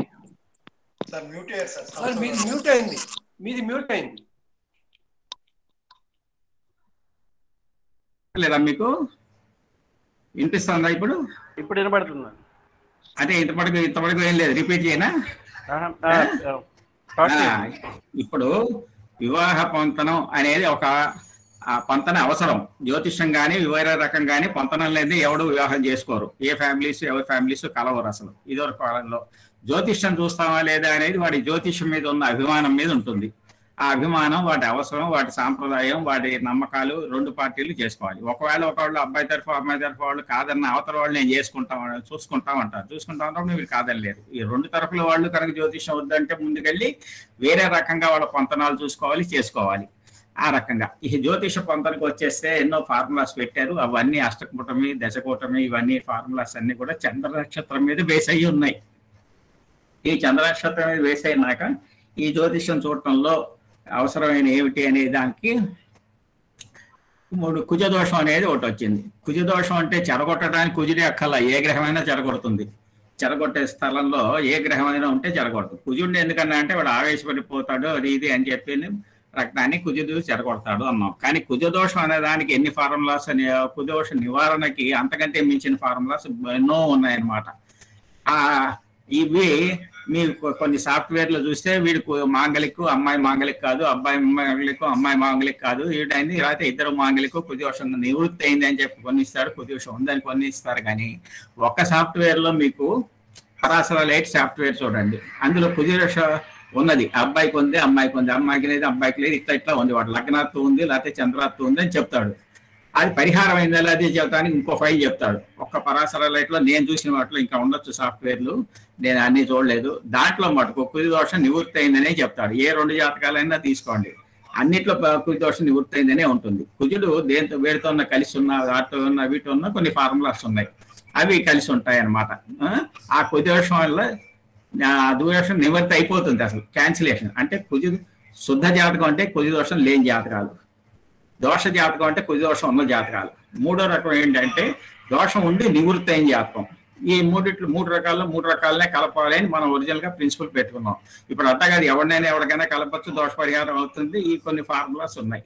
ఆ ఫార్ములాస్ లో చూస్తే ఈ పరాశర లైట్ సాఫ్ట్వేర్ మీరు సంపాదించండి, అందులో కంపాటబిలిటీ కొట్టండి, అందులో ఉంటాయి. వాడు అన్ని వదులుతాడు. అసలు ఇంకో రహస్యం ఏంటంటే ఇక్కడ కుజదోషం మేము పట్టించుకోండి అంటే అవతల వాళ్ళు పట్టించుకుంటారు, మనం పట్టించుకోకపోతే అవతల పార్టీ పట్టుకుంటారు. ఇది matter of agreement, marriage is matter of agreement. ఇద్దరు ఒప్పుకుంటే కానీ కుదరదు. వీడు ఒప్పుకోని అంటే వాడు ఒప్పుకుంటాడు, వాడు ఒప్పుకోడు. అందుకని మనం కాదనిలేము. ఈ కుజదోషం అసలు అక్కర్లేదనే దానికి స్కాంద పురాణంలో చూస్తే 13 ఏళ్ల లోపు వివాహం చేస్తేనే కుజదోషం చూడాలన్నారు. అప్పుడు అంతకంటే అక్కర్లేదన్నారు. శాస్త్రంలోనే ఉంది అది. ఎన్నో రకాలుగా ఎగ్జామ్షన్స్ వచ్చాయి, అన్ని వచ్చాయి. ఇలా ఆ కుజదోషం గురించి ఎన్నో ఎగ్జామ్షన్స్ ఉన్నాయి. కనుక కుజదోషం ఇది నాట్ ఏ మ్యాటర్ నౌ. ఇది చెడిపోయిన దానికి కాదు. కొంచెం చెడిపోవడానికి ఏ గ్రహమైనా చెడగొట్టచ్చు. కుజుడే అక్కర్ల. ఏ పనైనా వివాహమే కాదు, ఏ పనైనా ఏ గ్రహమైనా చెడగొట్టచ్చు. అంతేగాని వాడు కారకుడైనా చెడగొట్టచ్చు. ఏమీ కాదు. లగ్నాధిపతే మారకుడు అవుతాడు ఒక్కోసారి. అది కొన్ని ఏమీ లేదు అందులో. అక్కడ ఏమి తారతమ్యాలు ఏం లేవు, తన మన ఏమీ లేదు అక్కడ. ఇది కుజదోషం గురించి పోతే ఇంకా మీకు మీరు ఇందాక కొన్ని డిస్కస్ చేశారు. 7వ అధిపతి 5లో ఉంటే ఏమిటి అనేది. అంటే ఒక ఎగ్జాంపుల్ చెబుతున్నా. ఒక భావాధిపతి ఇంకో భావంలో ఉంటే ఏమిటి అనేది పెద్ద లిస్ట్ ఉంది మనకి. 12 భావాధిపతులు 12 భావాల్లో ఉంటే ఏమిటి అనేది శుభమా అశుభమా అని. అందులో 6, 6, 8, 12లో ఉంటే విపరీత రాజ్యోగాలని ఇటువంటివన్నీ చాలా ఉన్నాయి. అదే చూసుకోవాలి మీరు. 7వ అధిపతి 5లో ఉంటే ఏమిటి? 7 నుంచి 5 11 అది. 7కి లాభమే. 7 అంటే అవతల పార్టీ, వీడు కాదు. వీడు వాడికి ఉపయోగపడతాడు, తప్పులేదు. అట్లా చూసుకోవాలి. 7వ అధిపతి 8లో ఉంటే ఏంటి? 8 అష్టమభావం చెడ్డభావం కనుక 7 చెడిపోయింది అనుకోకూడదు. 7కి 8 ఏంటి? సోర్స్ ఆఫ్ ఇన్కమ్, ఫ్యామిలీ, అది తప్పే లేదు. అట్లా ఒక భావాధిపతి ఇంకో భావంలో ఉంటే ఏమిటి అని ఆలోచించగల. కానీ మనం ఎక్స్ట్రా లాజిక్ అక్కడ పెట్టద్దు. ఎక్స్ట్రా లాజిక్ అని మనం సొంతం పెట్టి ఇందాక అమ్మగారు ఎవరో చెప్తున్నారు 4-8 కనెక్షన్ ఉంటే ఇంటికి తీసుకొస్తారు అని. 4 అంటే ఒక ఇల్లైనా సుఖంగా ఉంటాడు అని అర్థం. ఎక్కడున్నా వాడు సుఖంగా ఉంటాడు, ఇంటికి తేవక్కల్లా. 4వ house of happiness. House of happiness అంటే 4వ హౌస్ తో కనెక్షన్ ఉంటే ఆ పార్టీతో వాడు సుఖంగా ఉంటాడు. ఎక్కడున్న సుఖంగా ఉంటాడు, వాయిట్లో ఉన్న సుఖంగా ఉంటాడు, ఇంట్లో ఉన్న సుఖంగా ఉంటాడు. ఇంటికి తెస్తాడు అనేది మనం రాసుకున్న కవిత్వం అనమాట, కవి చాతుర్యం. అట్లా అన్వయించవద్దు. అటువంటి అన్వయించ పనికిరాదు అనమాట. ఇక్కడే మేళాపకమే కాదు, ఎక్కడ కూడా అటువంటి లాజికల్ ఇన్ఫరెన్సెస్ మనం తీయద్దు. ఏ సబ్జెక్ట్ ఎక్కడ చూస్తున్నారో ఒక కెమెరా ఫోకస్ చేసేట్టు మీరు ఆ కెమెరాకి మేళాపకం చూస్తున్నారో మేళాపకమే చూడండి ఈ భావాల గురించి. అంతేగాని దీన్ని ఎక్స్ట్రా థింకింగ్ చేయకండి. ఇంకో పాయింట్ ఏంటి? కుర్రాడు ఆల్రెడీ వాడికి యోగం బాగాలేదు, 2లోనో 3లోనో ఇందాకేదో దుష్టయోగాలు చెప్పారు, వాడికి పెళ్లి అయిపోయింది, వాడు ఎక్కడో చేసుకున్నాడు పెళ్లి, ఇక్కడ చెప్పకుండా దాచిపెట్టి చేసుకుంటున్నాడు అన్నారు. ఇది ఎట్లా వస్తుంది? ప్రతి జాతకంలోనూ దుష్ట కాంబినేషన్ ఉంటుంది, మంచి కాంబినేషన్ ఉంటుంది. వాడి జాతకుడు ఏది అనుభవిస్తున్నాడు అనేది మనకి ఎలా తెలుస్తుంది? అది మనం ఇంత మాత్రాన్ని చెప్పకూడదు. ఇక్కడ ఒక సమస్య వచ్చింది, ఒక క్లాస్ చెప్పాడు ఇట్లా మేళాపకంలో. ఆ సంబంధం వచ్చింది, మన క్లయింట్ మోకెళ్ళాడు, ఆడపిల్ల క్లయింట్ సంబంధం తీసుకొచ్చాడు. వాడు సంబంధం చూడ ఈ ఆడపిల్ల జాతకంలో ఇది చెడిపోయింది, అది చెడిపోయింది, ఇప్పుడు వివాహానికే పనికిరాదు, తీసి అవలవాడే అన్నాడు అని పాఠం చెప్తున్నాడు. నాకు డౌట్ వచ్చి అడిగా, సార్ అమ్మాయి తరఫున మన దగ్గరికి వచ్చింది అనుకోండి, అమ్మాయి తండ్రి తల్లి అమ్మాయి వచ్చింది అనుకోండి, ఏం చెబుతాం అన్నా. నీ జాతకం పనికిరాలేదు, నీ శుద్ధ జాతకంలో తప్పులు ఉన్నాయి, సప్తమం చెడిపోయింది, కారకుడు చెడిపోయాడు, అన్ని చెడిపోయాడు, నువ్వు వివాహాన్ని పనికిరావని చెప్పగలవా? నువ్వు చెప్పగలవా? అది చెప్పలేవు. ఎందుకంటే నీ క్లయింట్ కదా, నీ ఫ్రెండ్, నీ ఫ్యామిలీ, లేకపోతే నువ్వు చెప్పలేవు. ఇంకా నువ్వు జాతకం ఎందుకు అంటే అట్లా కాదు చేయవలసింది. అది కాదు జ్యోతిష్యుల లక్షణం, అది కాదు. అక్కడ పరిహారం ఉంది. నువ్వు పెళ్లి చేసుకోవద్దని చెప్పి అక్కడ ఆపేసేయి. అంత తిట్టక్కల్లా ఆ జాతకాన్ని, కన్యం చేయక్కల్లా అంత. ఆ జాతకంలో పరిష్కారం ఏంటి? అసలు వివాహ యోగం ఉందా లేదా? ఇక్కడికి వచ్చేస్తే ఇప్పుడు ఇక్కడ మీరు ఏం చేస్తున్నారు?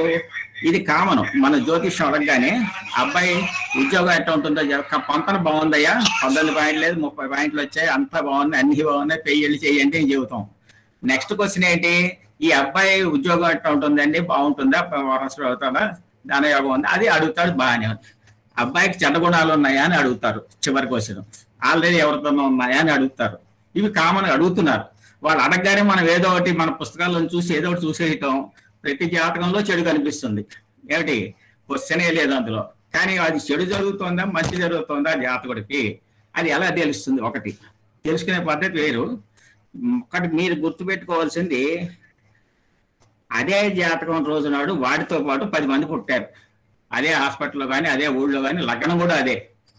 ఆ 10 మంది ఒకే రకంగా ఉన్నారా? చెప్పండి. ఆ 10 మంది దొంగలు అయిపోయారా? 10 మంది వ్యభిచారులు అయిపోయారా? 10 మంది సన్యాసులు అయిపోయారా? 10 మంది ఇది అయిపోయారా? కనుక ఆ జాతకాన్ని బట్టి ఎవడో నడవటంలా. వీడికి ఎందుకు కనబడాలి? వీడు ఎందుకు చనిపోయాడు? వీడికి దిక్కలత్ర యోగం ఉంది అంటే ఇది మొదటి కలత్రం అవ్వచ్చు, మీరు ఇప్పుడు కాకపోవచ్చు. కలత్రం యోగం ఉన్న వాళ్ళందరికీ దిక్కలత్ర యోగం కాదు.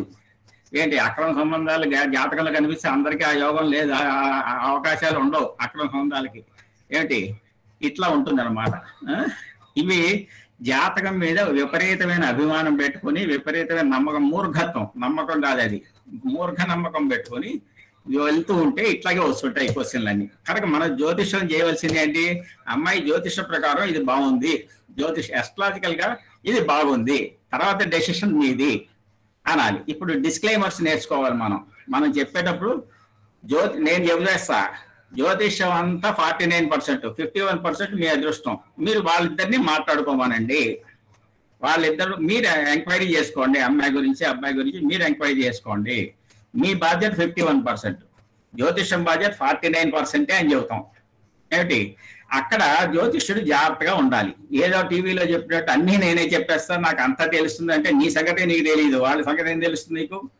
క్వశ్చనే లేదు. అంత ఆ బాధ్యతలు తీసుకోకూడదు మనం. జ్యోతిష్యం కూడా సబ్జెక్ట్ ఆఫ్ లిమిటేషన్స్. ఏ సబ్జెక్ట్కి అయినా లిమిటేషన్స్ ఉంటాయి, దీనికి కూడా లిమిటేషన్స్ ఉంటాయి. ఆ లిమిటేషన్స్ లోనే మనం బిహేవ్ చేయాలి. కానీ నాకు దేశం అంతా తెలిసిపోతుంది, ఆ పుస్తకంలో అట్ట ఉంది, ఈ పుస్తకంలో అట్ట ఉంది అంటే అసలు ఆ పుస్తకం అమ్ముడు పోలేదు. కొన్ని మూలమైన క్లాసికల్ పుస్తకాలు పాత ఒరిజినల్స్ మంచివే, అందులో ఉన్నవన్నీ అందరికీ కావు. ఒకేసారి పుట్టిన వాడికి ఒకే జాతకం ఉంటుంది, కంప్యూటర్ ఇస్తుంది మీకు. 10 మంది పుడతారు, ఒకే తల్లికి పుడితే కమల పిల్లలు అంటాం, ట్విన్స్ అంటాం. ఇద్దరు తల్లులకు పుడితే ఒకేసారి యాస్ట్రో ట్విన్స్ అంటాం, అంటే ఎస్ట్రాలజికల్ గా వాళ్ళు కమలలు. ఒకే జాతకం ఉంది కదా, వాళ్ళకి లగ్నం కూడా ఒకటే కదా. దాని మీద ఏమీ చేయలేరు, దాంతో మనకి ఏమీ తెలియదు నిజానికి. Astrology is a subject, is an exacting subject, but not an exact subject. Exact subject కాదు అది, ఎగ్జాక్టింగ్ నీడర్ టు అక్యురసీ ఉంటుంది, కానీ that never been accurate subject. Astrology అనేది పెట్టుకుని మీరు జాతకాలు చూడాలి, అనవసరమైన అన్వేషణ పెట్టుకోకూడదు. మేళాపకం చూస్తున్నట్టు మీ కెమెరాని మేళాపకానికే ఫోకస్ చేయాలి మీ దృష్టి, అంతేగాని వాడికి ఏదో అయిపోయింది అండి, ఇది కలిసిందా లేదా, ఇవాళ పరిస్థితి ఎట్లా ఉంది. ఇదివరకు బాల్య వివాహాలు చేసేటప్పుడు, తర్వాత లవ్ మ్యారేజ్లు అనుకున్నాం.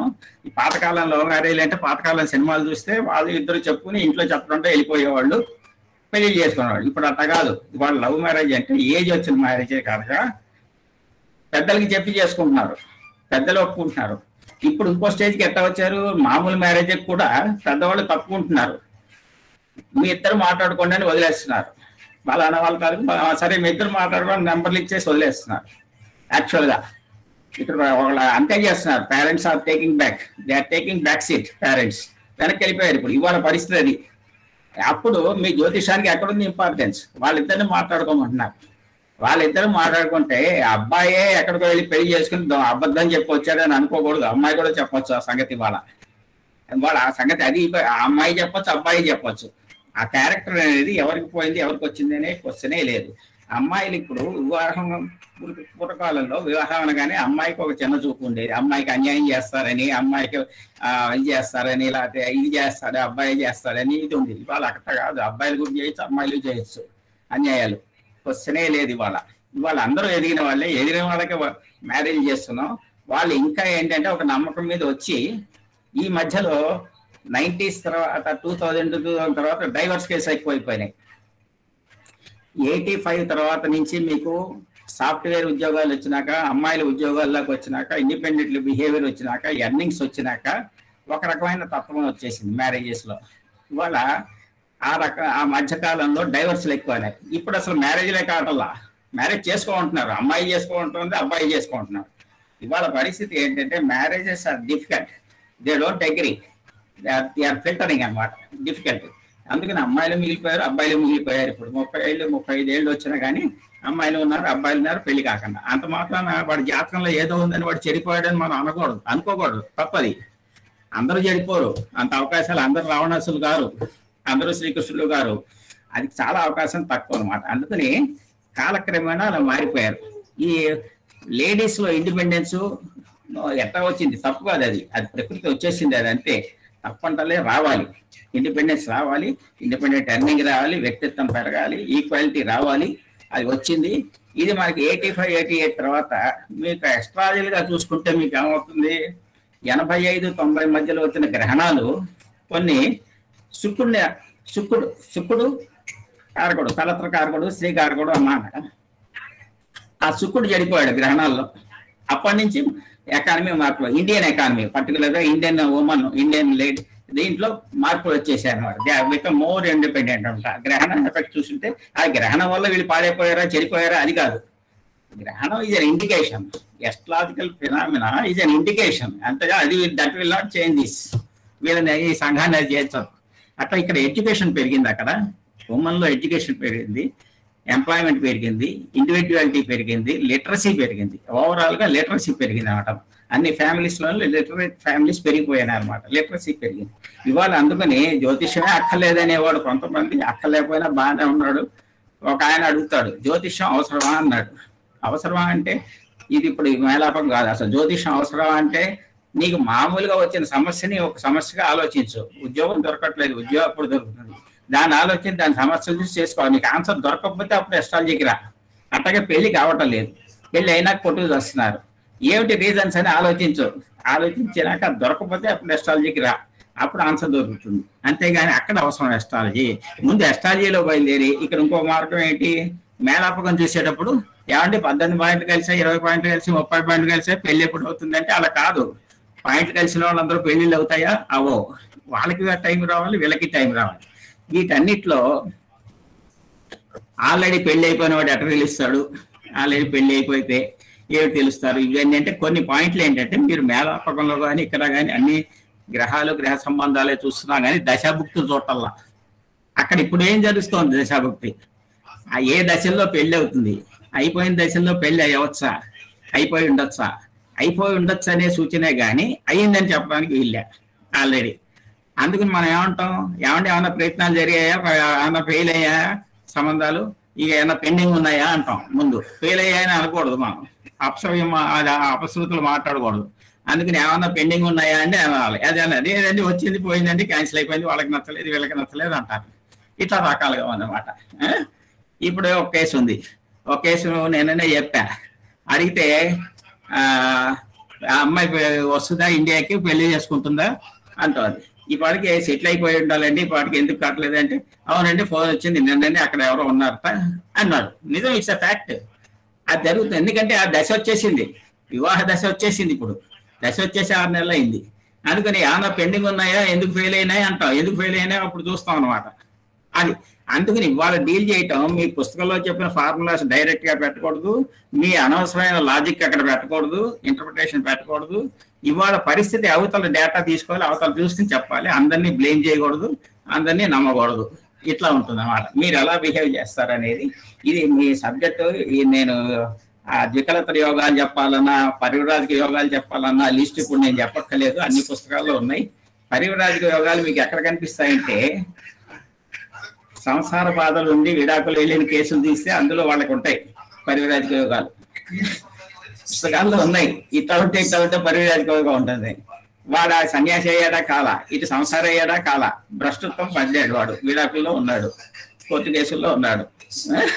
ఇట్లా మీకు పరివ్రాజక యోగాలు ఉండి పొరపాటున వాడికి పెళ్ళయింది అంటే కర్మవశాత్తు వాడు ఇద్దరికి ఉంటాయి. అట్లా అది చెడిపోయి ఉంటాడు. ఎందుకంటే వాడు సంసారం చేయలేక, ఇది చేయలేక, ఇది చేయలేక. ఇది పోతే ఇంకా నీ మేళాపకం చూసేది ఏమిటి అసలు? యాక్చువల్గా వీళ్ళిద్దరికీ బయలాజికల్ కంపాటిబిలిటీ ఉందా, సెక్సువల్ అర్జీ కంపాటిబిలిటీ ఉందా, ఒకటి ఎక్కువ వాళ్ళు తక్కువ ఉంటే ఇబ్బంది పడతారు అనేది పాతకాలంలో.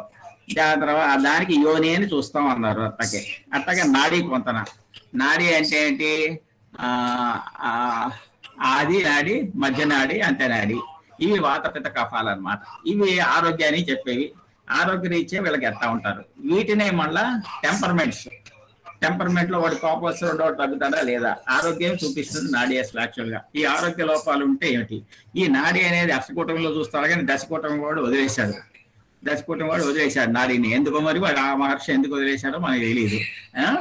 ఇక్కడ నాడీ, అక్కడ యోని అనేది బైలాకిల కంపార్టీ. ఈ పిల్లి, ఎలుక, కుక్క ఇది అని చెప్పి తీసుకుంటాం అనమాట. ఆ రెండు పరస్పర జంతువులు అంటే పోతుంది అన్నారు. అట్లాగే వాళ్ళకి హెల్త్ ఇబ్బంది వస్తుంది. అక్కడ ఫస్ట్ పాయింట్ ఇన్కంపాటబిలిటీ అయితే, యోని అంటే సెక్సువల్ కంపాటబిలిటీకి బయలాజికల్ ఒకటి ఎక్కువ కంపాటబిలిటీ పోతే అవుతున్నారు. కానీ పాతకాలంలో చూస్తే అయినాయి, పెళ్లిళ్ళు అయినాయి, వాళ్ళకి కూడా అయినాయి, మిగతాదే బాగుంది అన్నాం. వీటనేది గ్రహమైత్రి బాగుంటే బాగుంటుంది అన్నారు. గ్రహమైత్రి అంటే వాళ్ళిద్దరికి ఫ్రెండ్షిప్ అది. అట్లాగే రాశికూటమి, వాటిల్లో కూడా ఫ్రెండ్షిప్ అది. రాశికూటం అంటే అమ్మాయి రాశి నుంచి వెనకాలకి 7 రాశుల దాకా, అంటే 7 నుంచి అమ్మాయి నక్షత్రం నుంచి 1 నుంచి ఇటు 12 నుంచి 7 దాకా అన్నారు. అంతగా ఉంటే మంచిదని, ఇటు ఉంటే ముందు ఉంటే తక్కువ అన్నారు. కానీ అక్కడ హాఫ్ పాయింట్ ఇస్తున్నారు, పాయింట్ నుంచి మ్యాథమెటికల్ ఏదో చేస్తున్నారు.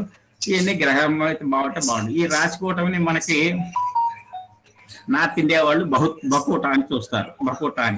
బకూటా అని చూస్తే అక్కడ వాళ్ళు ద్విద్వాదశాలు అయితే ఏమిటి, షష్టాష్టకాలు ఏంటి, నవపంచకాలు అయితే ఏంటి చూస్తారు. అందులో మన వాళ్ళు ఏం చేశారు, ద్విద్వాదశాలు, షష్టాష్టకాలు, నవపంచకాలు, శుభ షష్టాష్టకాలు, అశుభ షష్టాష్టకాలు, శుభ నవాంశ, శుభ నవ పంచములు అంటే శుభ అశుభాల కింద క్లాసిఫై చేసి మీకు అన్ని పంచాంగాలు ఉన్నాయి. అది కనుక అర్థం వస్తే మీరు అది చూడండి అంతే. కానీ గ్రహమైత్రి బాగుంటే ఇది అక్కర్లేదు అన్నారు. ఈ రజ్జు అనేది దశకూటమిలో పెట్టుకున్నాడు కానీ అష్టకూటమిలో పెట్టుకోవాలి. రజ్జు అనేది అంటే మాంగళ్య వృద్ధి అని. అంటే మాంగళ్య వృద్ధి అంటే మ్యారిటల్ లైఫ్ డ్యూరేషన్ ఎక్కువ ఉంటుంది అని పెట్టుకున్నాడు అన్నమాట. డ్యూరేషన్ ఎక్కువ ఉంటుంది అనేది పెట్టుకుంటే రజ్జు బాగుండాలి అన్నారు. ఇందులో ఏకరజ్జు అయితే కొన్ని ఎలవ్ చేస్తారు. ఏకరజ్జులో ఆరోహ రజ్జు, అవరోహణ రజ్జు అని ఉంది. అవి రెండు అయితే ఎలవ్ చేస్తాం అన్నారు. సో ఈ వీటికి కూడా ఆ గ్రహమైత్రి బాగుంటే అక్కర్లేదని కొన్ని ఎగ్జామ్షన్స్ ఇచ్చారు. మళ్ళా ప్రతి చోట కొన్ని ఎగ్జామ్షన్స్ ఇచ్చారు, కొన్ని ఇచ్చారు. సో దశకూట చూడండి, అష్టకూట చూడండి. దశకూటలో మహేంద్ర కూటం శ్రీదీర్ఘం పెట్టుకున్నాడు ఆయన. అక్కడ నాడీ పెట్టుకోలేదు, అక్కడ రజ్జు పెట్టుకున్నాడు. వాళ్ళ రజ్జు అష్టకూటంలో పెట్టుకోవాలా, వాళ్ళు అట్లా చేసుకున్నారు ఇట్లా. కానీ మనం ఇవాళ రెండు చూడాలి. రెండు చూసి ఏది ఎక్కేసే వాళ్ళు ఏమిటి. అక్కడ శ్రీదీర్ఘం మహేంద్ర కూటం అంటారు. ఒకటి ఆల్రెడీ వాళ్ళు ఎక్కువేసుకున్నారు. మధ్య నాడీలో ఇద్దరిది మధ్య నాడీ అయితే దెబ్బతింటాడు అన్నారు.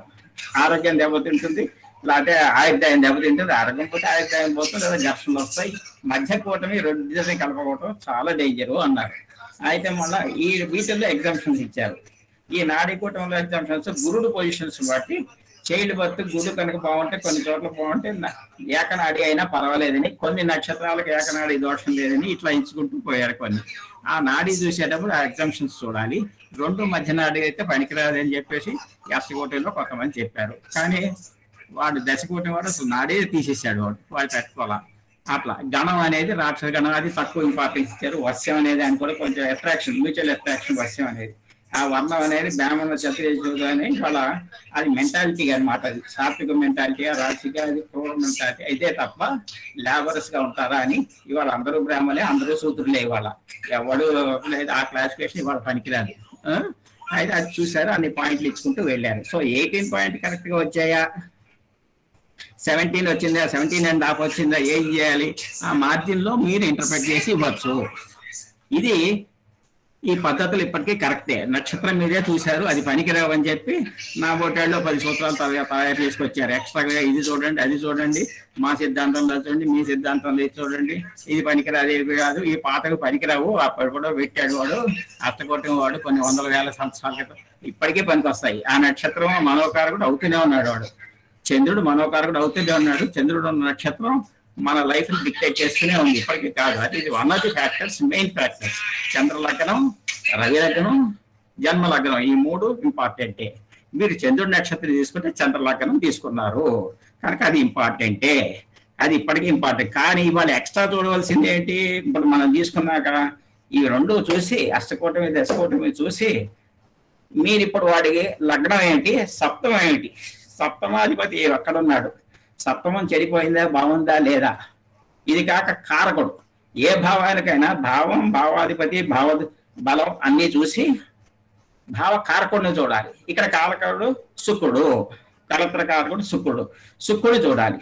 శుక్రుడితో ఎవడు కలిశాడు, ఎవడు కలవలేదు, శుక్రుడు బాగున్నాడా, చెడిపోయాడా, ఉచ్చలో ఉన్నాడా, కంబస్ట్ అయ్యాడా, రాహుతో కలిశాడా, కుజుడితో కలిశాడా, బుధుడితో కలిశాడా, ఇవన్నీ చూసుకుంటూ శుక్రుడు ఏమాత్రం ఉన్నాడు. అంత మాత్రాన వాడు కుజుడితో కలిశాడంటే వ్యభిచారి అవుతాడు అనుకోకండి. అంత ఎవరు తలుపులు తెరుచుకు కూర్చోలేదు ఎవరు అక్కడ. అంత మాత్రం చెడిపోడు వాడు. మళ్ళీ వాడికి సంస్కారం ఉండాలి, వాడికి అది లగ్నం ఉండాలి, వాడి వీక్నెస్ లగ్నం వీక్ అవ్వాలి సంథింగ్. అంతేగాని ఆ శుక్రుడు బాగున్నాడా లేదా, ఆ బాగున్నాడా లేదా అన్నప్పుడు ఇక్కడ ఇంపార్టెంట్ దశాభుక్తులు చూడాలి. ప్రజెంట్ దశాభుక్తులు ఏంటి, ఇమ్మీడియట్ గా పెళ్ళి అవగానే ఈ దశాభుక్తుల్లో అమ్మాయికి అబ్బాయికి దశాభుక్తులు నడుస్తుంది, అబ్బాయికి దశాభుక్తులు నడుస్తుంది, ఇవి వాళ్ళకి అనుకూలంగా ఉన్నాయా వివాహ జీవితానికి లేదా, అది లేదంత మాత్రం తీసేక్కల ఏదో రకంగా ఉంటాయి. అక్కడ నవాంశాలు కూడా చూడాలి మనం. ఈ దశకూటమి అష్టకూటమి పాయింట్లే కాక చార్ట్ని యాజ్ ఎ హోల్ చూడాలి. ఎందుకంటే ఇప్పుడు ఏజ్డ్ పీపుల్కి మ్యారేజ్ చేస్తున్నారు మీరు, మనం చేసేది ఏజ్డ్ పీపుల్కి. ఇవన్నీ ఎన్ని చేసినా 49% అస్ట్రాలజీ మొత్తం, 51% వాళ్ళిద్దరు మాట్లాడుకోవాలి, కూర్చోవాలి. నాలెడ్జ్ వచ్చిన వాళ్ళు they can inspect each other, interrogate each other, they can examine and cross examine each other. మళ్ళా వాళ్ళ లక్షణాలు పొందనాలు వాళ్ళకి ఆకర్షణ ఉందా లేదా, ఈ వశ్యం అనేది వాళ్ళకి ఆకర్షణ ఉందా లేదా. ఆకర్షణ బాగుంటే అందరూ చదివిపోతారు. అది గ్రహమైత్య దగ్గర పెట్టాం మనం. అది కనుక బాగుంటే వాళ్ళు చదివిపోతారు. ఇవాళ ఘర్షణలు అనేవి ఇద్దరు వ్యక్తుల మీద ఎక్కడికైనా వస్తాయి ఏనాడన్నా. ఇక్కడ 150 డెకేడ్స్ తరపున ఉండవలసిన సంసారంలో భార్యాభర్తల మీద కూడా వస్తాయి, సహజం, రావాలని కలిగేది. ఇద్దరు వ్యక్తులు అన్నాక వస్తాయి. ఆ వచ్చినప్పుడు చదువుపోతున్నారా లేదా అనేది కల్చర్ కావాలి. ఆ కల్చర్ని బట్టి ఉంటుంది అనమాట. అది మనం గ్యారెంటీ ఎక్కడ ఇస్తాం, ఇవాళ ఇవ్వలేము ఎవరికి. అందుకని మనం 49% మీరు మిగతా మీరు చూసుకోండి అని చెప్పాలి. అది చెప్పినాక పోవాలి. ఇంకో దుర్మార్గం ఏమవుతుంది ఇప్పుడు ఇక్కడ, ఏమండి మా అబ్బాయికో అమ్మాయికో మా వివాహకాలం ఎప్పుడవుతుంది అంటాం. మనం ఈ సంవత్సరం బాగుంది, వచ్చే సంవత్సరం కూడా బాగుంది అంటాం. ఈ దశ ఎంత ఉంది, 2 సంవత్సరాల దాకా బాగుంది అంట. ఇప్పుడు మంచి సంబంధాన్ని వాడు వదిలేసేసి 2 సంవత్సరాల దాకా బాగుంది అన్నారు కదా, ఇంకా మంచిది వస్తుంది, ఇంకా మంచిది వస్తుంది, తిరుగుతూనే ఉంటాడు. అసలు మంచిది జారిపోతుంది. అప్పుడు వాడికి ఏమొస్తుంది, ఆ చెడ్డ టైం వచ్చినప్పుడు ఇది ఆశ, దురాశ మనిషికి. వాడి సంబంధం వచ్చినప్పుడు మంచి సంబంధం వచ్చిందంటే చెయ్యాలి, చేయకుండా ఇంకా మంచిది వస్తుంది మార్చుకోవటం, ఇంకా వస్తుంది, ఇంకా టైం ఉందన్నారు కదా జ్యోతిష్యులు, ఇంకా ఈ కాలం అంతా నెక్స్ట్ ఇయర్ దాకా బాగుందయ్యా టైం అన్నాం కదా, అందుకే ఆపేయటం. ఇట్లా లేకపోతే ఏం చేస్తాడు వాడు, నెక్స్ట్ ఇయర్ దాకా బాగుంది అన్నట్టుగా ఇప్పుడు చూడదు సార్, సంబంధాలు చూడండి, ఇప్పుడు అప్పుడే చూస్తానంటాడు. ఇవి ఇక్కడ చేసుకున్న ప్రాక్టికల్ గా ఉన్న ప్రాబ్లమ్స్ వాళ్ళకి. అంతేగాని జ్యోతిష శాస్త్రంలో ఏ ప్రాబ్లం లేదు. మనం అన్వయించడంలో దాన్ని టూ మచ్ ఇంపార్టెన్స్ ఇచ్చి అనవసరమైన కెలుకుతున్నాం, దాన్ని లాగుతున్నాం, తవ్వుతున్నాం, వేస్తున్నాం. ఇవన్నీ చేయటం వల్ల మనం ఇబ్బంది పడుతున్నాం తప్ప సబ్జెక్ట్ యాజ్ ఇట్ ఈజ్ ఇబ్బంది లేదు. వచ్చిన వాళ్ళు ఉపయోగించుకోవటంలో, దాన్ని వినియోగించుకోవటంలో మనం ఇబ్బంది పడుతున్నాం, తప్పదు అది. ఎందుకంటే మనం బుర్ర తినేసారు వాళ్ళు. 10 మంది జ్యోతిష్యులు, 10 మంది పుస్తకాలు రాసేసాం, మేమే రాసేసాం అంతాను. అందులో తప్పలేదు, నా తప్పు ఉంటుంది. రాసేసాం, అది చెప్పాము, ఇది చెప్పాము, ఇంత అని చెప్పేసేసి మనకు మనే కన్ఫ్యూజ్ చేసేసుకుని ఇక్కడ ఈ ఇందాక ఎవరో చెప్తున్నారు మార్కులు బాధకులు అని. మార్కులు బాధకులను ఎక్కడ వాడాలి? మెడికల్ ఎస్ట్రాలజీలో సావు దగ్గరికి వచ్చినప్పుడు, సిక్నెస్ వచ్చినప్పుడు వాడాలి. మారక బాధక పథకాలు వాడాలి. కానీ ఇప్పుడు ఏం చేసాం, నా పొట్టాడు ఏం చేశాడు, పెద్దానికి అది వాడేస్తున్నాడు. పెద్దానికి అది వాడేస్తుని ఆ మార్క బాధకులు లగ్నాత్తు పెట్టారు మెడికల్ ఎస్ట్రాలజీ కోసమే. వాడి మార్కం ఎప్పుడు జరుగుతుంది, లేకపోతే కానీ ఇది వాడచ్చు, తప్పులేదు. ఎక్కడ వాడాలి? క్రిటికల్ పాయింట్స్ వస్తాయి. ఉద్యోగంలో ఇబ్బందులు వచ్చాయంటే దశమ స్థానం నుంచి 2-7 చూడమని ఎవడు చెప్పలేదు ఉద్యోగంలో ఇబ్బందులకి. అది మార్కాలని చెప్పలేదు దశమానికి. లగ్నానికే 2-7 మార్కులు, లగ్నానికే బాధకుడు. అంతేగాని ప్రతి భావానికి బాధకులు మార్కులు చెప్తే అది ఉత్త కవిత్వం రాసుకోవటం, కవి చాతుర్యం, అంత తప్ప ఏమీ లేదు. ఏంటి అందుకని అది తప్పట చూడకూడదు. 7వ వాడికి మార్కం 8 కనుక 8లో ఉంటే ఆ తప్పది చూడకూడదు. మారక బాధక అనే వర్డింగ్ వాడింది, లగ్నాత్తు అనే వాడారు ఎక్కడైనా సరే. ఆ లగ్నాత్తు చూసేటప్పుడు ఆ శారీరక బలానికి వ్యాధి ఏదైనా వచ్చినప్పుడు మెడికల్ ఎస్ట్రాలజీలు బాగా పనిచేస్తాయి. కానీ ఏంటంటే ఇప్పుడు క్లిష్ట పరిస్థితులు వచ్చినప్పుడు ఆ లగ్నాత్తు 2-7 వాళ్ళు ఎవరన్నా వస్తే ఇబ్బంది పెడతాడేమో, బాధకుడు ఇబ్బంది పెడతాడేమో అనే ఎక్కడ ఆన్సర్ దొరకపోతే వాడిని ఎత్తిరేస్తున్నాం. అది వాడు జరగొట్టాడు అండి అని వాడిని ఎత్తిరేస్తున్నాం అనమాట. అంత తప్ప ఏం లేదు. ఇలా రకంగా చెప్తే మనకి ఏంటంటే ఓవర్ ఇంపార్టెన్స్ ఇస్తున్నాం, మనమే కన్ఫ్యూజ్ అయిపోతున్నాం, ఏది ఎక్కడ వాడాలో అక్కడ వాడటం లేదు. ఒక కేసులో ఇట్లా అయితే నేను సార్ చాలా టైం అవుతుందేమో, ఒక చిన్న ఎగ్జాంపుల్ చెబుతా. ఒక కేసు చేసుకోవద్దని చెప్పాను నేను, ఇంకో జ్యోతిష్యం చేసుకోమని చెప్పాడు. వాళ్ళు చేసేసారు. చేసేస్తే 16వ రోజు పండుగ నుంచి కొట్టుకు వస్తున్నారు. ఇప్పుడు 10 ఏళ్ళు అయింది కేసు, అది కోర్టులో. 16 రోజు కొట్టుకు వస్తున్నారు. తర్వాత నన్ను అడిగారు, కొట్లాట మొదలైన ఏడాదికి నన్ను అడిగారు, సార్ మీరేం వద్దన్నారు, ఇంకో జ్యోతిష్యం చేసుకోమన్నాడు, ఇట్లయితే జ్యోతిష్యం ఎలా నమ్మాలన్నాడు. ఎలా నమ్మాలన్నాడు జ్యోతిష్యం. వాడి ప్రశ్న అది, నన్ను అడుగుతున్నాడు. సరే నేను చెప్పొద్దని పెళ్లి కాకముందే చెప్పా కదా చేసుకోవద్దని, వాడు చేసుకోండి పెళ్లికి ముందే చెప్పాడు కదా, నీకిద్దరం ముందే చెప్పాం కదా నీకన్నా. మూడో వ్యక్తి నువ్వు అడిగావా మూడో అస్ట్రాలజర్ని, లేకపోతే అప్పుడే వచ్చి నన్ను కానీ వాడిని కానీ అడిగావా, నువ్వు ఎందుకు చెప్పావు వాడు ఎందుకు చెప్పాడని డిబేట్ పెట్టావా మాకేమన్నా? పెట్లా. నీ పని అయిపోతుందని నీ కూతురు పెళ్లి చేసేసావు.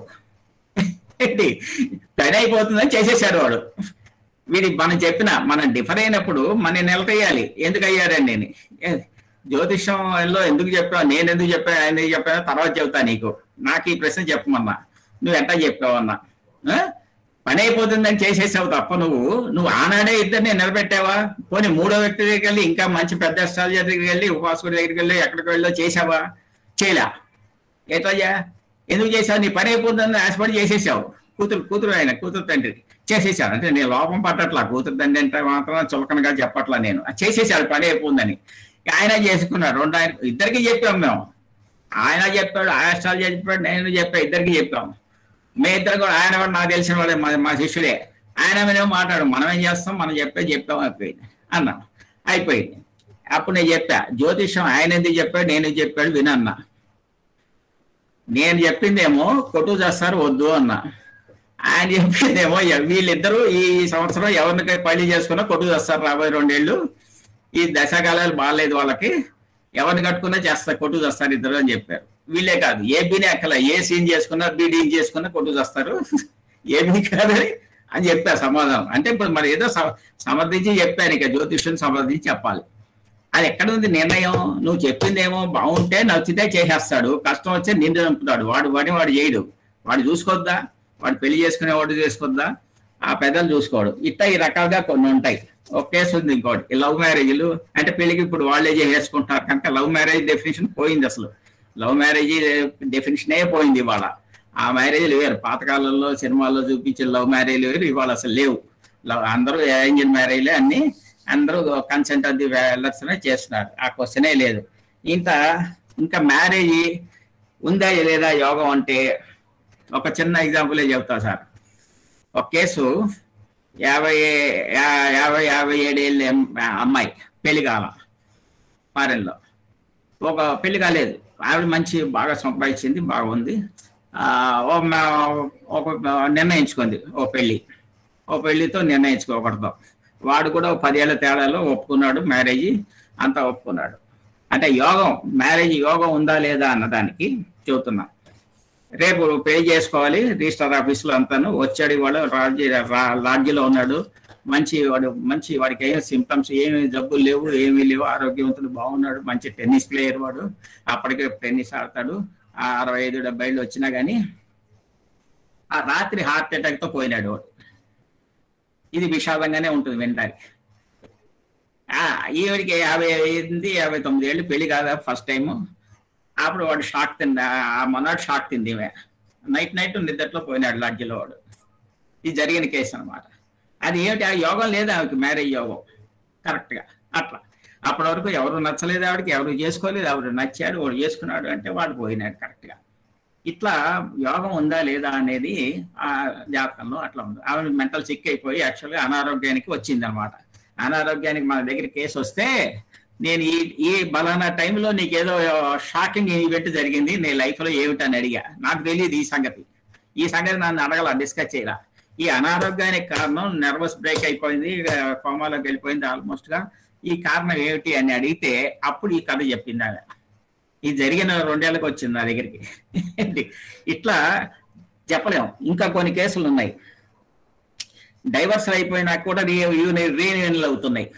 పిల్లాడు పుట్టినా కొన్ని డైవర్స్ అయిపోతాయి. ఒక కేసు పిల్లాడు పుట్టినప్పుడే వాళ్ళకి తగాదాలు వస్తాయి. ఓ పిల్లాడు పుట్టినప్పుడు తగాదా వచ్చింది 2-3 ఫ్యామిలీస్లో ఇట్లా. వీడికి ఒక డైవర్స్ వచ్చేసింది. డైవర్స్ వచ్చినాక వాడికి తిక్క పుట్టింది. మళ్ళీ వెళ్ళి ఇది కోర్టు అయితే డైవర్స్ ఇచ్చేసి నీ ఇష్టం నీవైతే రావు అన్నది. వెంటనే పిల్లాన్ని ఎత్తుకుని కట్టుబట్టలతో బయటకు వెళ్ళిపోయింది. కలిసిపోయారు ఇద్దరు. మరి ఏం చెప్పాలి వాళ్ళకి? వాళ్ళకి ఇప్పుడు మళ్ళీ ఇంకో పిల్లాడు పుట్టాడు. అట్లా కలిసే యోగం ఉంటే కోర్టు ఏం ఆపదు. మీరు కలవనంటే కోర్టు ఏం చేయలేదు.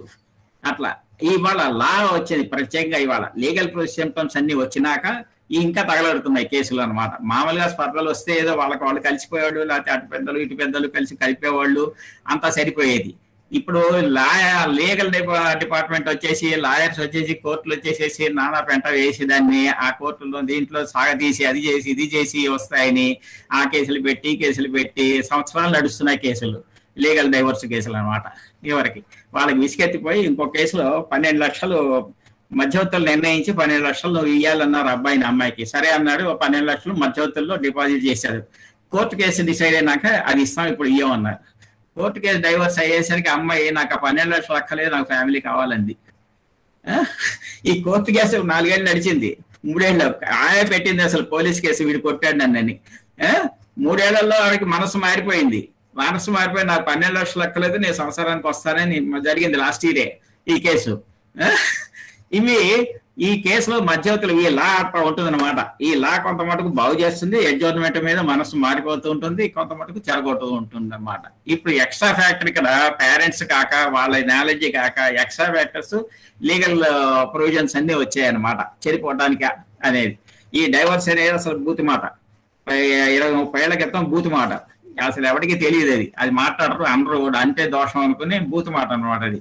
ఇప్పుడు అసలు దాంతోనే స్టార్ట్ అవుతుంది అనమాట కేసు అంతాను. అది కానీ ఇట్లా చెబుతుంటే సార్ క్షమించాలి, ఇంకా వాగుతూనే ఉంటాను నేను. ఇక్కడ నా వాగుడు ఇక్కడ మీకు ఏమన్నా డౌట్లు ఉంటే అడగండి, చెప్తా. ఇంకో కేసు వచ్చేది,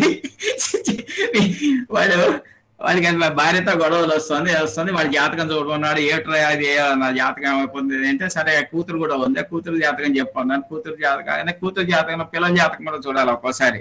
వాళ్ళకి అసలు మాతృ ప్రేమ పితృ ప్రేమ ఎట్లా చచ్చింది అనేది. వీళ్ళిద్దరు విడిపోతే వాళ్ళకి ఏముంది ప్రేమ? ఎవడు పోయినా కానీ ప్రేమ పోయినట్టుగా ఎవరో వాళ్ళ దగ్గర ఉంటారు వాళ్ళు. అంటే కూతురు డేట్ ఆఫ్ బర్త్ చెప్పాడు, మీ మ్యారేజ్ డేట్ చెప్పరా అంటే, కూతురు డేట్ ఆఫ్ బర్త్ కి మ్యారేజ్ డేట్ కి 8 నెలలే తేడా ఉంది. ఏట్రా ప్రిమెచ్యూర్ బర్త్ 8 months కే పుట్టింది అంటే, లేదు అంటే by the date of marriage she is pregnant by 2 months అన్నాడు. అప్పుడు ఏం చెబుతారు మీరు? ఎవరి క్యారెక్టర్ తప్పింది? అబ్బాయి తప్పిందా అమ్మాయి తప్పిందా? ఇంకా లెక్క చూస్తే ఇది ఫారెన్ కేసులేండి, ఇది ఇక్కడ కాదు. ఇంకా లెక్క చూస్తే వాడి జాతకంలో 4 రిలేషన్షిప్ ఉన్నాయి. 2 అన్మ్యారీడ్ 2 మ్యారీడ్, డైవర్స్ సెకండ్ డైవర్స్కి వచ్చి. వాడికి ఇంకేం చెప్తాం మనం? అట్లా ఇంకా ఉంటాయి. ఇప్పుడు సెకండ్ మ్యారేజ్ ఉంటుందా లేదా? ఇంకా చాలా క్వశ్చన్లు ఉన్నాయి. మ్యారేజ్ ఫెయిల్ అయిపోయిందండి, రెండో మ్యారేజ్ ఎప్పుడు? ఇది యాక్చువల్ డైవర్స్ ప్రొసీజర్ నడుస్తూ ఉంటుంది, రెండో మ్యారేజ్ ఉందా లేదండి అంటాడు. అసలు కొన్ని కానీరా ప్రొసీజర్స్, అది ఏమవుతుందో తెలిస్తే మళ్ళీ కొత్త కేసు పెట్టుకుంటామంటే విండవు. ఇప్పుడు ఇంకొక కేసు ఉంది, ఒక ఫారెన్ కేసు. ఇది 4th husband is troubling me and my second husband is asking me to come back, shall I go అంటుంది. ఇక్కడ మీరు ఏం చూస్తారు? పొంతనాలు. వాళ్ళిద్దరికి అసలు డేట్ ఆఫ్ బర్త్ ఫార్ములాలు సరిగ్గా ఉండవు. అయినా ఉన్నాయి అనుకుందాం. మన ఫార్ములా చూద్దాం. అష్టకోటములు దశకోటములు అన్ని చూస్తాం అనుకుంటాం. అక్కడ దశాభుక్తులు చూడాలి. ఆ దశాభుక్తుల్లో రాబోయే ఇద్దరికి కొట్టు తెచ్చేదా ఫ్యామిలీ చేసేదా అనేది చూడాలన్నమాట. అక్కడ కొన్ని కేసుల్లో దశాభుక్తులు డిసైడ్ చేసుకోండి, డిసైడింగ్ ఫ్యాక్టర్ అవుతాయి మనకి. In addition to all this అట్లా 7వ భార్య తమ్ముడు, 7వ భార్యలో ఒక తమ్ముడు, 7వ భార్యకి 7వ హౌస్కి 9వ హౌస్ భాతృత్వం ఉంది, 3వది 12వది అన్నారు. అట్లా అని చూసుకుని ఆ 9వది చూసే పాయింట్ ఏంటంటే, ఆ నెక్స్ట్ మ్యారేజ్ ఎప్పుడవుతుంది అన్నదానికి 9 దాన్ని ఎదుర్కొన్న 3 ఆ 2 దశాకాలాల్లో అయ్యే సూచనలు ఉన్నాయి. నెక్స్ట్ మ్యారేజ్ అనమాట, సెకండ్ మ్యారేజ్. అంతేగాని ఇది 9 అన్న 9 నుంచి 11వది 3వ మ్యారేజ్ అట్లా లేదు. ఒక ఆయన 3 మ్యారేజీలు ఉన్నాయి. మన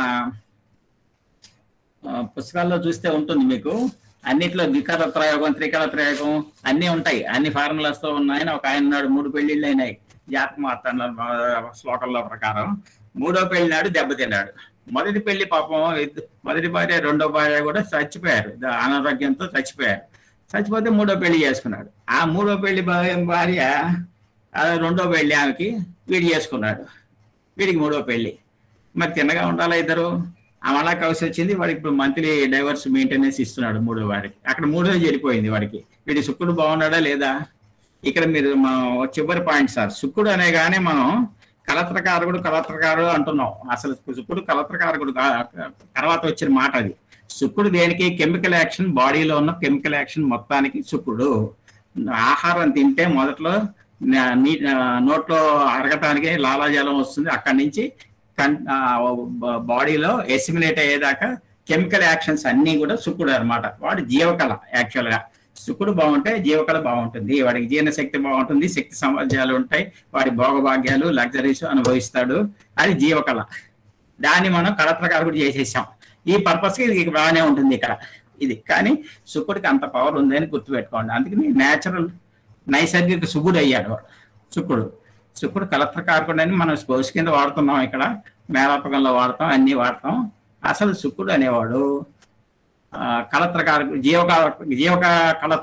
జీవకళ అని గుర్తుపెట్టుకోండి. దాని మించి కలత్రకారకుడు అనేది వచ్చింది. అది గుర్తుపెట్టుకోండి సార్. సోమనాథ్ శాస్త్రి గారు నమస్కారం. ఇప్పుడు ఇంకా అలా వాగుతూనే ఉంటా నేను. నన్ను వాగుతూ ఉంటా. మీరు మంచిగా నెక్స్ట్ వీక్ మళ్ళీ మాట్లాడుకుందాం. ఇట్లా వదిలితే నేను అవుతూనే ఉంటాను.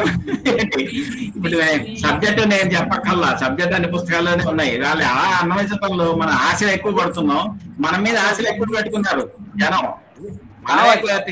మనమే క్రియేట్ చేసాం. మన సోదరులే క్రియేట్ చేసాం అనమాట.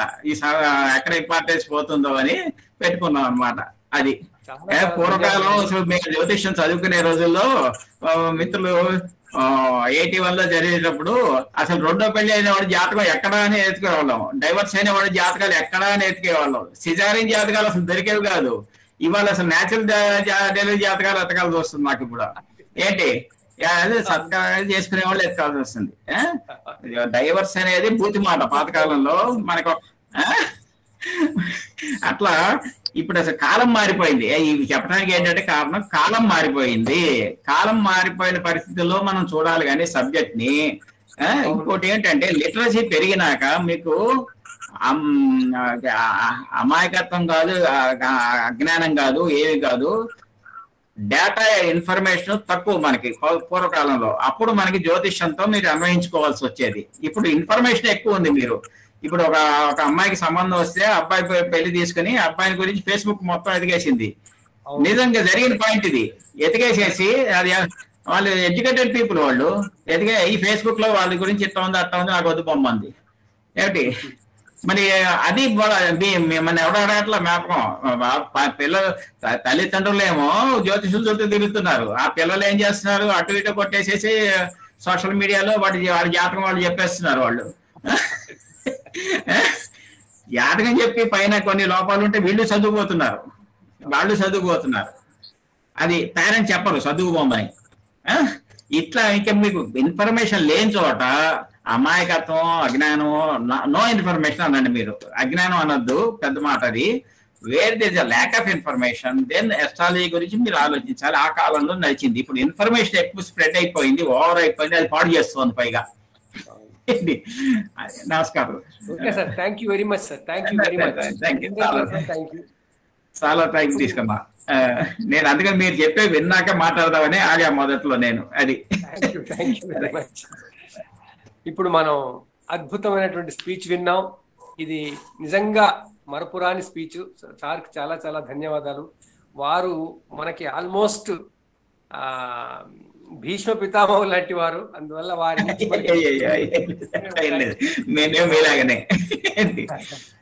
అనుభవిద్దాం. Thank you sir, thank you very much. ఇప్పుడు నేను మన గురువు గారు కమలాకర్ శర్మ గారిని వారి ప్రసంగం కొనసాగించవలసిందిగా కోరుతున్నాను. అందుకే ఆపేసా నేను కూడా వినాలి ఆయన్ని. గురువు గారు, మా గురువు గారు, వారి పాఠాలే చదివాం మేము.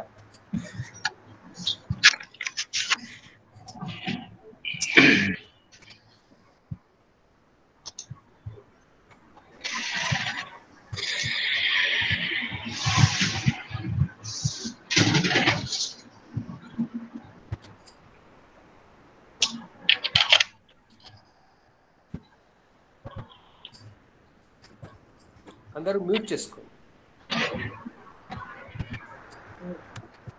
యోదేవ స్వేదాస్మాకం ధియో ధర్మాదిగోచరాః ప్రేరయేత్ తస్యేత్ భర్గః తద్వరేణ్యముపాస్మహే. శ్రీ గురుభ్యో నమః. శ్రీమాత్రే నమః. అందరికీ నమస్కారం. జ్యోతిష సభా సరస్వతికి నమస్కారం. చాలా ఆమోదదాయకమైనటువంటి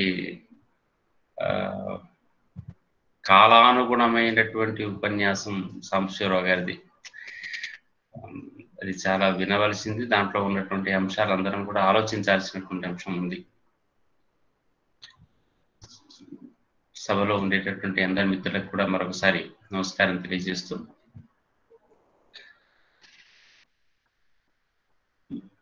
చాలా అంశాల లోపల మనకు చర్చ ఒకటి కనపడుతూ ఉంటుంది. ఇప్పుడు మేళాపకం అవసరము లేదు అనేటటువంటి ఒక చర్చతోని మన వాళ్ళు మొదలయ్యారు. ఇప్పుడు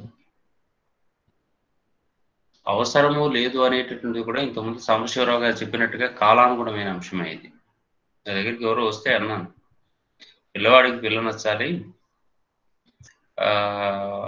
అదే వాళ్ళు పరస్పరం కుటుంబానికి కుటుంబం నచ్చాలి, మాకు జాతకం నచ్చాలి అన్నాను.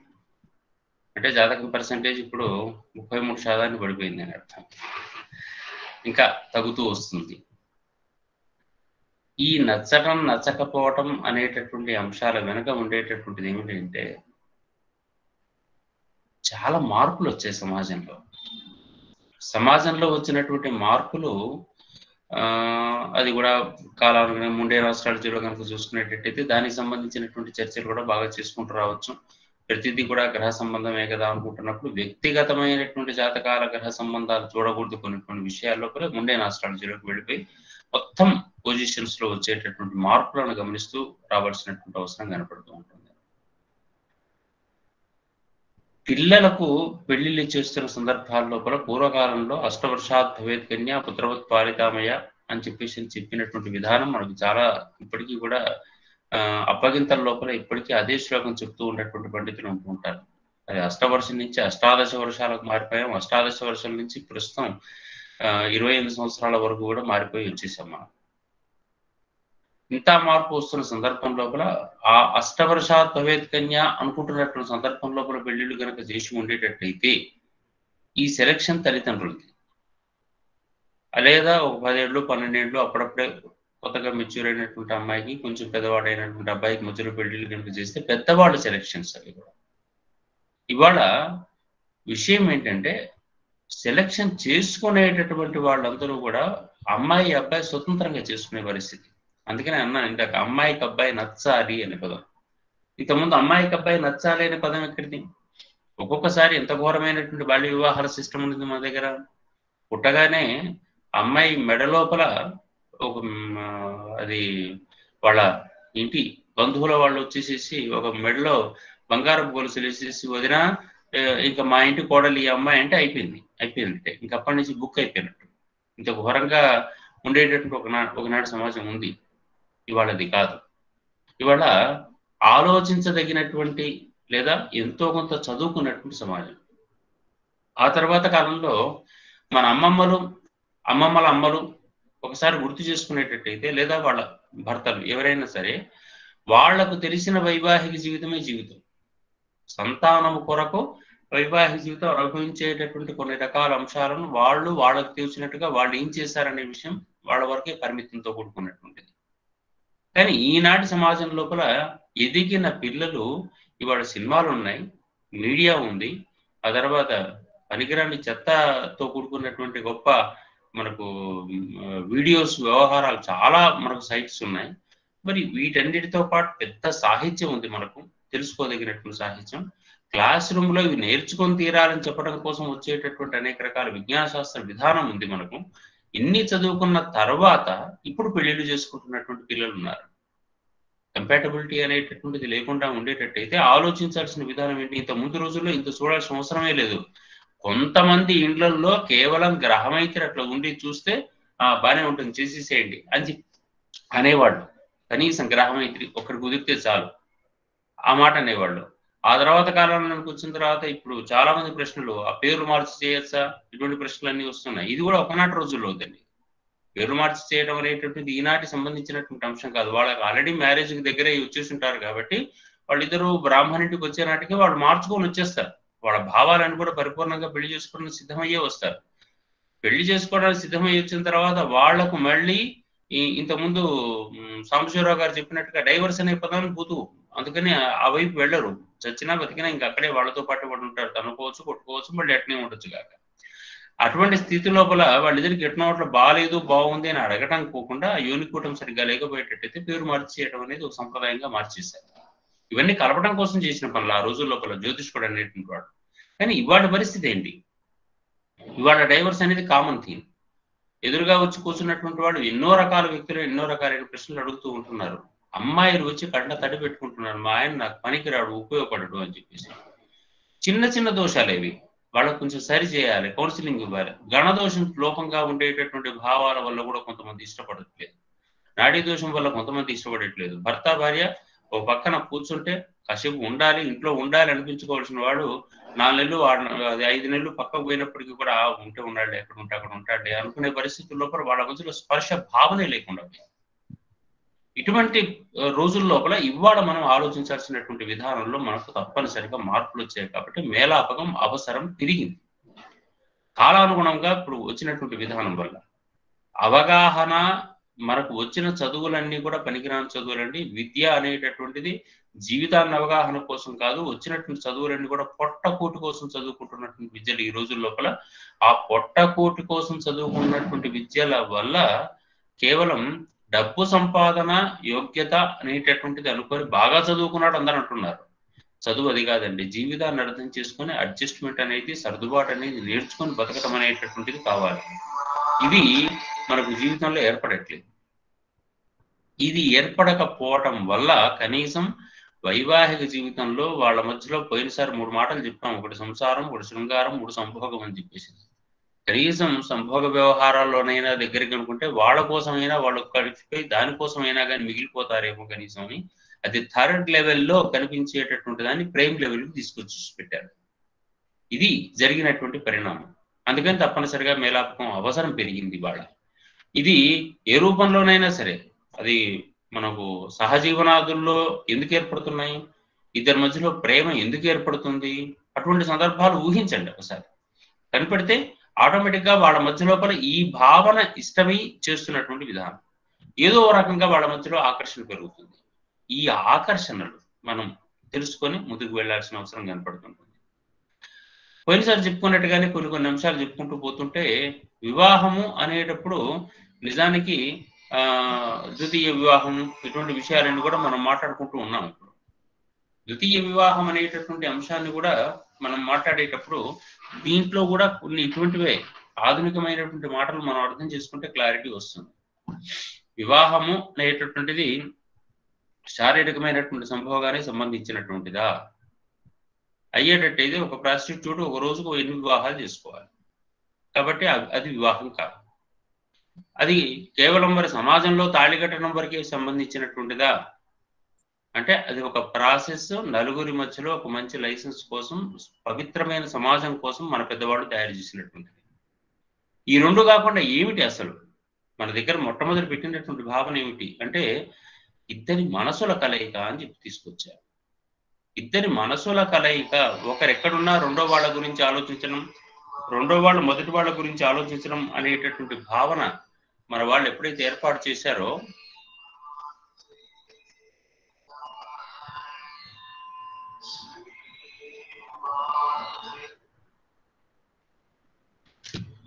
ఒకరి దాంట్లో ఒకరి గురించి రెండో వాళ్ళ గురించి మొదటి వాళ్ళు, వీళ్ళు ఎక్కడున్నా సరే వాళ్ళ గురించి వీళ్ళ గురించి వాళ్ళు ఆలోచిస్తూ ఉండటం అనేటటువంటి విధానం ఎప్పుడైతే బాగా పెరుగుతుందో, that is nothing but marriage అన్నారు. ప్రేమలో జరుగుతుంది ఇది. మీరు ప్రపంచం మొత్తంలో కూడా వాళ్ళిద్దరి మధ్యలో చూడండి, ఇంట్లో అందరి ముందర మాట్లాడుతూనే ఉంటుంటారు. ఈ రోజుల్లో అవేవో ఇన్స్ట్రుమెంట్లు వచ్చాయి కాబట్టి వాళ్ళకి మెసేజ్లు పెడుతున్నారు. కానీ అంత ముందు రోజుల్లో జరిగేది ఏమిటి, ఎంతసేపటికి మనసంతా వారి చుట్టూ తిరుగుతూ ఉండటం. భార్యాభర్తలు అయిన తర్వాత కూడా ఇక్కడికి ఎన్ని రోజులు వచ్చేసినప్పటికీ కూడా మా ఆయన ఏం చేస్తున్నాడో మా ఆవిడ ఏం చేస్తుందో అని చెప్పేసి భావనలతో ఉండిపోవడం. ఈ భావనామయమైనటువంటి లగ్నము కలయిక ఏదైతే ఉందో అది వివాహం. ఆ లగ్నం అనేటటువంటిది వివాహానికి. ఆ లగ్న భావన మన దగ్గర ఇప్పుడు మిస్ అయిపోయింది. అటువంటి స్థితిని మనం తగ్గించుకుంటూ పోతూ వస్తున్నాం. అందుకని ఇప్పుడు ఒకవేళ కొంతమందికి ఈ డిగ్రీనో ఇంటర్మీడియటో పీజీనో ఏదో చదువుకుంటున్న సందర్భంలో ఒక అమ్మాయితో చాలాసేపు ప్రేమనో ఇంకేదో వ్యవహారాలతో మానసికంగా ఇద్దరి మధ్యలో లగ్నమై ఉన్నారు. జ్యోతిష్ శాస్త్రము మీరు పాశ్చాత్య జ్యోతిషాన్ని చదవండి, దీని పెళ్లి ఉంటుంది. పెళ్లి అన్న తర్వాత మానసికమైన కలయికే పెళ్లి అన్న తర్వాత అది ఎక్కడో దగ్గర ముగిసిపోతుంది. దాని వ్యవహారం అయిపోయిన తర్వాత మరొకరిని పెళ్లి చేసుకుంటారు. ఇప్పుడు ఇది రెండో పెళ్ళ మొదటి పెళ్ళ, ఇది ప్రశ్నించాల్సిన అవసరం వస్తుంది. పెళ్లి అయిపోయింది, కొంతమంది వ్యవహారాల్లో ఇవన్నీ మాట్లాడుకునేటట్టు కొంచెం ఇబ్బందికరమైనప్పుడు కూడా తప్పట్లేదు ఇటువంటి సందర్భాల్లో కూడా. పెళ్లి అయిపోయింది, మళ్ళీ తానెక్కడో ఉద్యోగం చేసే చోటనో ఇంకెక్కడో పరిచయాల వలన మరొకరి గురించి ఆలోచన, అది ఇంట్లో కుటుంబ వ్యక్తులు ఏమైతే కావచ్చు, లేదా ఉద్యోగ జీవితంలో వ్యక్తులు కావచ్చు, ఇంకెక్కడో సందర్భానుసారంగా కలిసినటువంటి వ్యక్తులు కావచ్చు, వాళ్ళతోనే ఏదో రూపంలో మానసికంగా మళ్ళీ కొత్త అనుబంధం మొదలైంది. ఇప్పుడు మరి ఈయన ఏక వివాహం చేసుకున్నవాడు అవుతున్నాడా, రెండో వివాహం చేసుకున్నవాడు అవుతున్నాడా? చేసుకోవటం అనేటటువంటి ఒక కాన్సెప్ట్ ఒకటి లేకపోవచ్చేమో, కానీ మిగిలినంతా కూడా మానసికమైనటువంటి స్థితిలో మాత్రం కలిసి ఉన్నది కదా.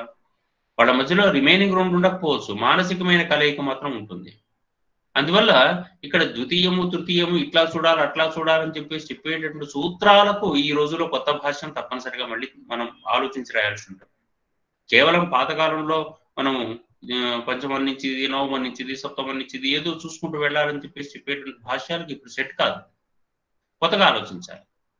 ఈ కొత్తగా ఆలోచించి ఇటువంటి సందర్భాల లోపల ఈ ఎంతమందితోని మానసికమైనటువంటి ఐక్యత వీళ్ళకు ఉంటుంది అనిపించే లెక్క చూడాలనుకునేటట్టయితే మరి అటువంటిప్పుడు ఈ కాలంలో కనుక ఆ లెక్కలు కనుక బయటికి కనుక వచ్చేటట్టయితే ఎవరి జాతకాలలో కూడా క్లారిటీ ఉంటుందండి. అందరి జాతకాల్లోనూ కూడా ఏవో ఒకటి కనపడుతూ ఉంటుంటాయి. కనపడ్డ తర్వాత నేను పవిత్రాలను, నేను పవిత్రుడిని అని చెప్పేసి అనుకునేటువంటి అవకాశాలు దొరకవు. ఇది మనం అనవసరం, చూడటం అనవసరం, అది పక్కా పెట్టాల్సి వస్తూ ఉంటుంది. అందుకని రెండో పెళ్లి ఉందా లేదా, రెండో పెళ్లి ఉన్నవాడా లేదా అని చెప్పేసానంటే ప్రతి జాతకంలోనూ ఏదో రకంగా ఆలోచన చేసేటట్టయితే ఎక్కడో దగ్గర ఏదో రూపంలో కనపడుతూ ఉంటుంది. అకార్డింగ్ టు సారిందాక చెప్పినట్టుగా దశల ప్రకారం దాని ప్రకారం దీని ప్రకారం కనపడుతూ ఉంటుంది. కనపడ్డ తర్వాత దాన్ని మరి అవునంటామా కాదంటామా అని చెప్పేసానంటే అది చట్టపరంగా న్యాయపరంగా బాహ్యంగా కనపడదు. ఇప్పుడు దానికి ఏం చెప్తాం? ఇది చాలా మందితో వచ్చినటువంటి చర్చ, వాగ్వాదాలు. అందుకని ఇటువంటి విషయాల లోపల ఇంకా కొంచెం కొత్త పరిశోధన ఈ విషయాల్లో జరగాల్సిన అవసరం కనపడుతుంది.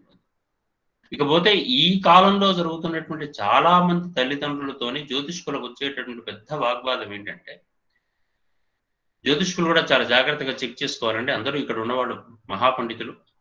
అటువంటి సందర్భాల్లో చూడవలసిన అంశం, వాళ్ళకి ఏదో గోచారం బాగుంది కదా అనో, లేకుంటే జన్మ నక్షత్ర రీత్యా కానీ ఇంకేదో రీత్యా కానీ ఏదో బాగుంది కదా అని చెప్పేసాను పెళ్లిళ్ళ కోసం ప్రేరేపించద్దు. ఈ కాలం ప్రత్యేకంగా చెప్తాను, ఈ కాలము అనే మాట వాడుతున్నాను.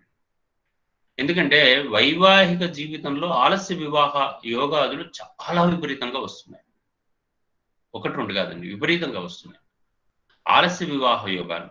ఆలస్య వివాహ యోగాలు వస్తున్నటువంటి వాళ్ళ తల్లిదండ్రులు మన దగ్గరకు వచ్చేసి ఏ రూపంలోనైనా మా పాపకు మా బాబుకు పెళ్లి చేస్తే బాగుండని చెప్పేసి అడిగే ప్రయత్నం చేస్తుంటారు.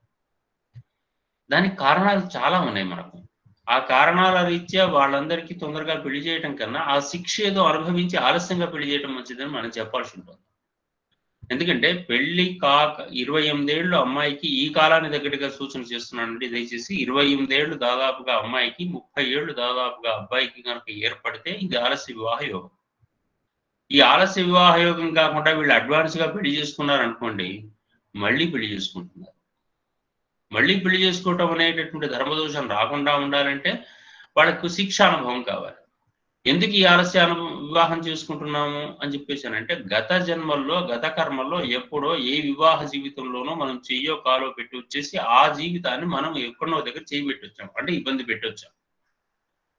ఆ ఇబ్బంది పెట్టి వచ్చినటువంటి సందర్భంలో ఆ జంట పడ్డటువంటి వేదనకు ఈ జన్మలో నేను దాన్ని పరిహారం ఇచ్చుకోవాలి. దాన్ని అక్కడ బాధ పెట్టినందుకు నేను బాధపడాలి.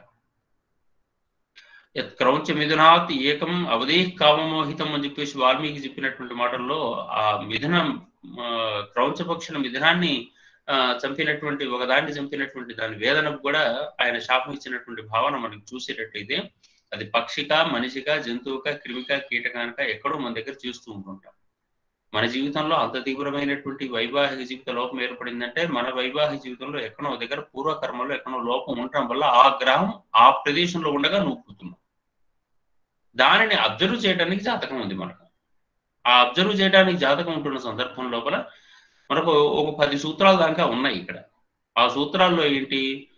సాధారణంగా సప్తమాధిపతి అష్టమంలో ఉండటం, అష్టమాధిపతి సప్తమంలో ఉండటం అనేటటువంటిది ఒక దోషం ఆలస్య వివాహాలు. సప్తమాధిపతి అష్టమంలోను, అష్టమాధిపతి సప్తమంలోను. అంటే ఆ వివాహ జీవితంలో ఏదో ఒక లోపం ఏర్పడాలి. వాడికి కేవలం పెళ్లి కావడమే లేటు కాదు, పెళ్ళైన తర్వాత కూడా వాడు జాగ్రత్తగానే ఉండాలని సూచన చేయాలి తప్పనిసరిగా మనం. రెండవది, సప్తమాధిపతి అష్టమాధిపతి నక్షత్రంలో ఉన్నా కానీ దోషమే. తర్వాత సప్తమాధిపతి రాహు కేతు నక్షత్రాదుల్లో ఉన్నా కానీ ఆలస్య వివాహమే. అటు శతభిషం, స్వాతి మనకు ఉన్నాయి కదా, ఆర్ద్ర నక్షత్రాదుల్లో కానీ లేదా కేతు నక్షత్రాలైన అశ్విని మఖ మూలంలో ఉంటేనే కానీ తప్పనిసరిగా ఆలస్య వివాహం జరుగుతూ ఉంటుంది. సప్తమాధిపతి బుధ నక్షత్రాల్లో ఉన్నా కానీ ఆలస్య వివాహం జరుగుతుంది. చక్కని రీసెర్చ్ జరిగాయి కొన్ని విషయాలు, కొన్ని ఆర్టికల్స్ కూడా జ్యోతిర్వాస్తు విజ్ఞానం వాటిల్లో కూడా వేశారు గతంలో కూడా, చాలా పాతకాలంలో. అంటే ఇటువంటి అంశాలన్నీ కూడా మనం పరిశీలించేటట్టయితే ఆలస్య వివాహం కనపడుతూ ఉంటుంది. ఇంకా ఇట్లాగే సప్తమంలో ఉండేటటువంటి చెడ్డ గ్రహాలు, అది కుజుడు ఉంటేనే కుజ దోషము అని చెప్పి ఆ కుజుడిని పట్టుకొని వేలాడటం ఒకటే కాదు. సప్తమంలో రఘున్న పెళ్లి కాదు, ఆలస్యంగా పెళ్లి చేయాలి. సప్తమంలో శని ఉంటే ఆటోమేటిక్గా చెప్తాం లేట్ మ్యారేజ్ అని చెప్పేసి. ఇట్లా సందర్భవశాత్తు కనిపించేటటువంటి సప్తమాధిపతి అష్టమం, అష్టమాధిపతి సప్తమంలో కానీ, సప్తమాధిపతి అష్టమాధిపతి నక్షత్రంలో కానీ, సప్తమాధిపతి రాహుకేతు నక్షత్రాల్లో కానీ, బుధ నక్షత్రంలో కానీ ఇట్లా ఉంటున్న సందర్భాల లోపల మనకు వివాహ జీవితం ఆలస్యంగా ప్రారంభమవుతుంది. అట్లాగే సప్తమంలో ఉండే చెడ్డ గ్రహాలు, ఉదాహరణ కన్యా లగ్నంలో ఉండేటటువంటి సందర్భాల లోపల సప్తమంలో కుజుడున్నాడు అనుకోండి, వాడు సాధారణంగా దోషగ్రహం అంటాం, అష్టమాధిపతి సప్తమంలో కూడా ఉంటాం. ఇంకా వివాహ జీవితంలో ఇంకెట్లా ఉంటుంది చూడండి. ఇటువంటి సందర్భాలు చాలా ఉంటుంటాయి.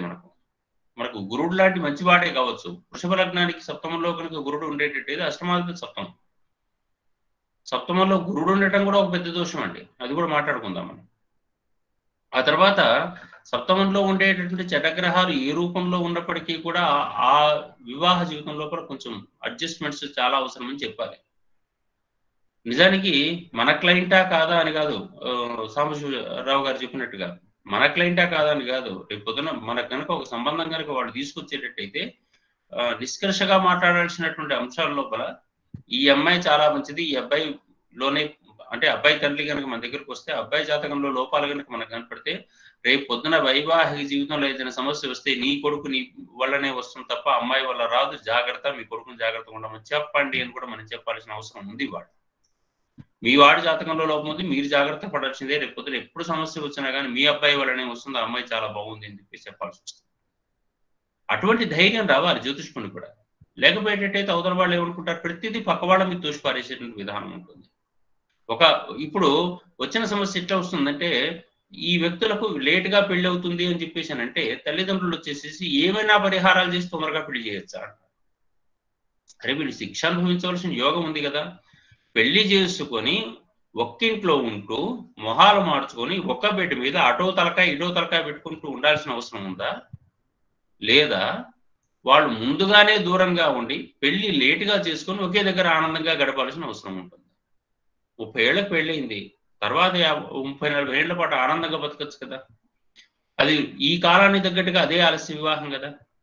28 ఏళ్ళకి పెళ్ళైనప్పటికీ కూడా తర్వాత 25-30 ఏళ్ల పాటు ఆనందంగా భర్తతో కాలం గడపచ్చు కదా.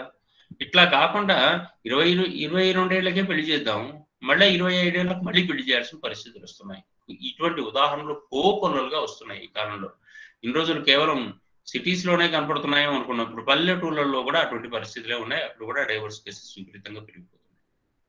అడ్జస్ట్మెంట్ తగ్గిపోయింది, జ్ఞానం పెరిగింది, బుద్ధి జ్ఞానం పెరిగింది తప్ప హృదయ జ్ఞానం పెరగలేదు.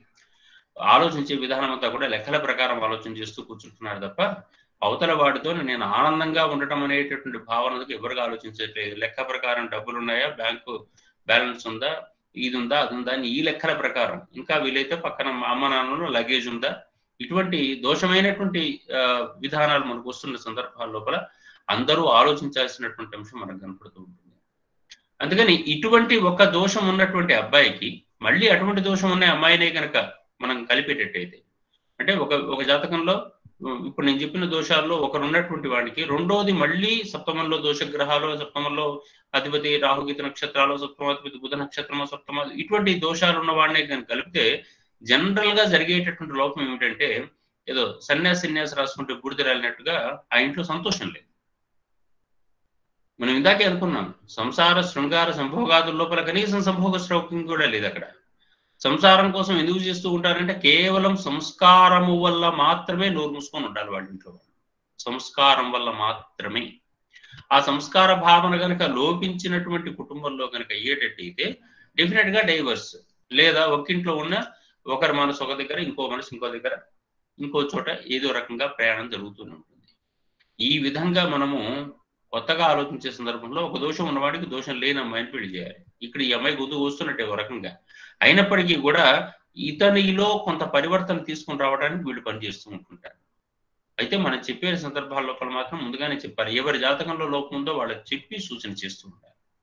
జాగ్రత్తలు తీసుకోవడం, దానాలు చేయించడం. ఒకసారి దానం చేస్తే అయిపోతుందా, ఏదో ఒకటి మరి జీవితాంతం సంసారం చేయాలంటే జీవితాంతం దానం చేసుకోవాలి. ఎప్పటిదాకా ఉండాలో అప్పటిదాకా చేసుకోండి. ఈ దేహం కోసం ఎప్పటిదాకా దానం చేయాలో 2 సార్లు చేస్తే అయిపోతుందా? కాదండి. దశ కోసం దానం చేస్తే దశ అయిపోయిందాక, గోచారం కోసం దానం అయితే ఆ గోచారంలో గ్రహం దాటిందాక. మరి నా జీవితం కోసం దానం చేస్తున్నాను అనుకోండి, ఇది జీవితం ఉన్నంత వరకు దానం చేయాలి. జీవితం కనుక వెళ్ళిపోతే నువ్వేం చేయలేవు. చచ్చిపోయే ముందు కూడా ఒకసారి దానం చేసి చచ్చిపోవడం మంచిది.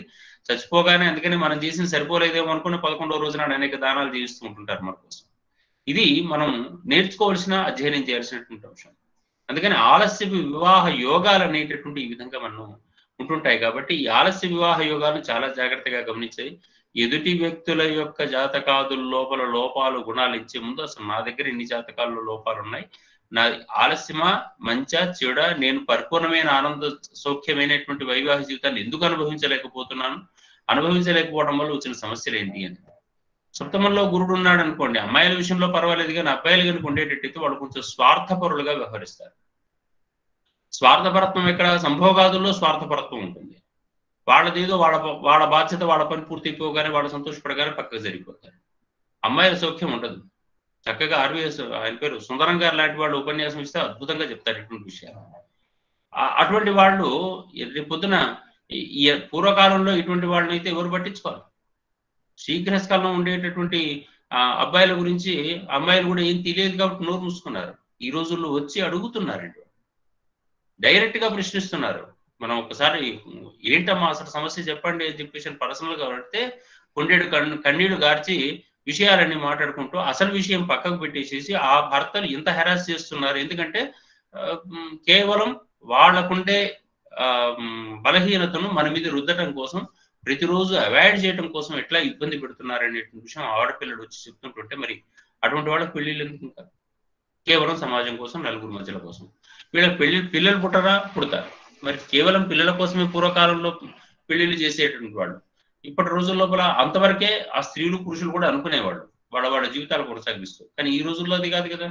సౌఖ్యం కోసం, ఆనందం కోసం, తృప్తిగా ఉండటం కోసం అని చెప్పేసి అనే భావన ఎప్పుడైతే వచ్చిందో ఆటోమేటిక్గా ఇన్ని విషయాలు సాటిస్ఫై కావాల్సి వస్తుంది. మేలాపకం చూడడం అంత జాగ్రత్తగా లోతుకు వెళ్ళి చూడాల్సిన అవసరం ఏర్పడుతుంటుంది. అందుకని ఆలోచించాల్సినటువంటి జీవిత విధానం వైపు ఇట్లా ఉండాలి. అట్లాగే వివాహ కాలం గురించి కూడా మనం మాట్లాడుతూ ఉంటాం. టైము ఇప్పటికే చెప్పారు, లేట్ మ్యారేజ్ అన్నప్పుడు 30 ఏళ్ళు. ఈ సందర్భంలో మనకు కర్మగాలు ఏమవుతుంది, ఏ రాహులో శనో వచ్చి కూర్చుంటాడు. అసలే 30 అంటే వాడికి ఇంకో 2 ఏళ్ళు, 32 ఏళ్ళు, లేదా 1 ఏడాది ఎంతో కొంత జరుగుతూ ఉంటుంది. ఒక్కొక్కసారి వాడి కర్మగాలు ఏమవుతూ ఉంటుంది, గురువులో కుజుడు, గురువులో రాహు, శనిలో శని వరుసలో వస్తుంటాయి దశలు. గురువులో కుజుడు, గురువులో రాహు, శనిలో శని వస్తున్న సందర్భాల్లో వీడికి ఆలస్య వివాహ యోగం ఉంటే ఆ సమయం ఇప్పుడు 28వ ఏడు, 29వ ఏడు అప్పుడు మొదలవుతుంది.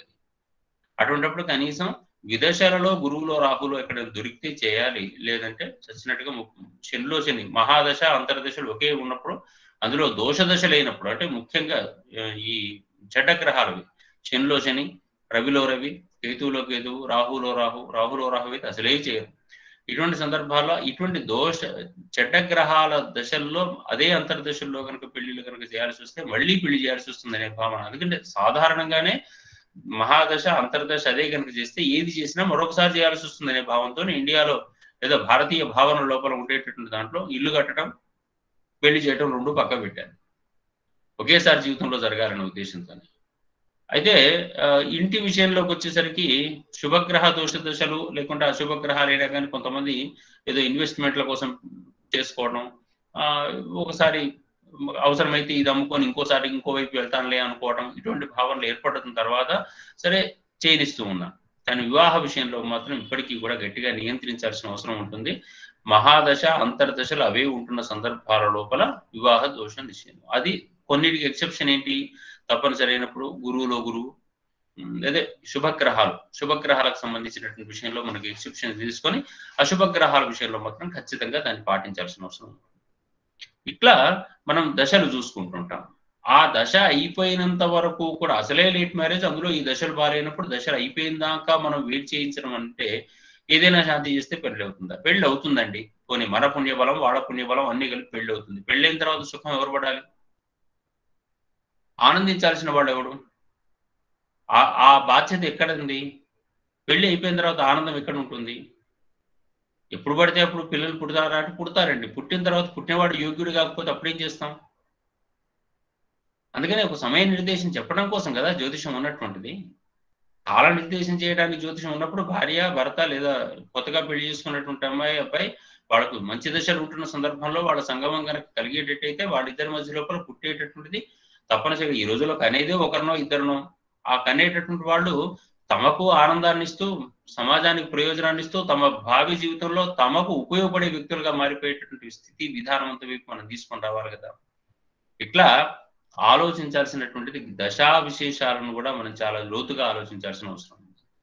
ఇట్లా మనం వెళ్ళేటట్టయితే కాస్త కొత్తగా ఆలోచించాల్సినటువంటి అవసరాలు తప్పనిసరి అయినటువంటి సందర్భాల లోపల మనం వివాహంలో మేళాపక అవసరాలు, ఆలస్య వివాహ యోగాలు, దశా దోషాదులు ఇవన్నిటినీ పరిగణనలోకి తీసుకొని మ్యారేజ్ సూటబుల్ నాట్ సూటబుల్ రెండు విషయాలు స్పష్టంగా మనం చెప్పాల్సిన అవసరం ఉంది.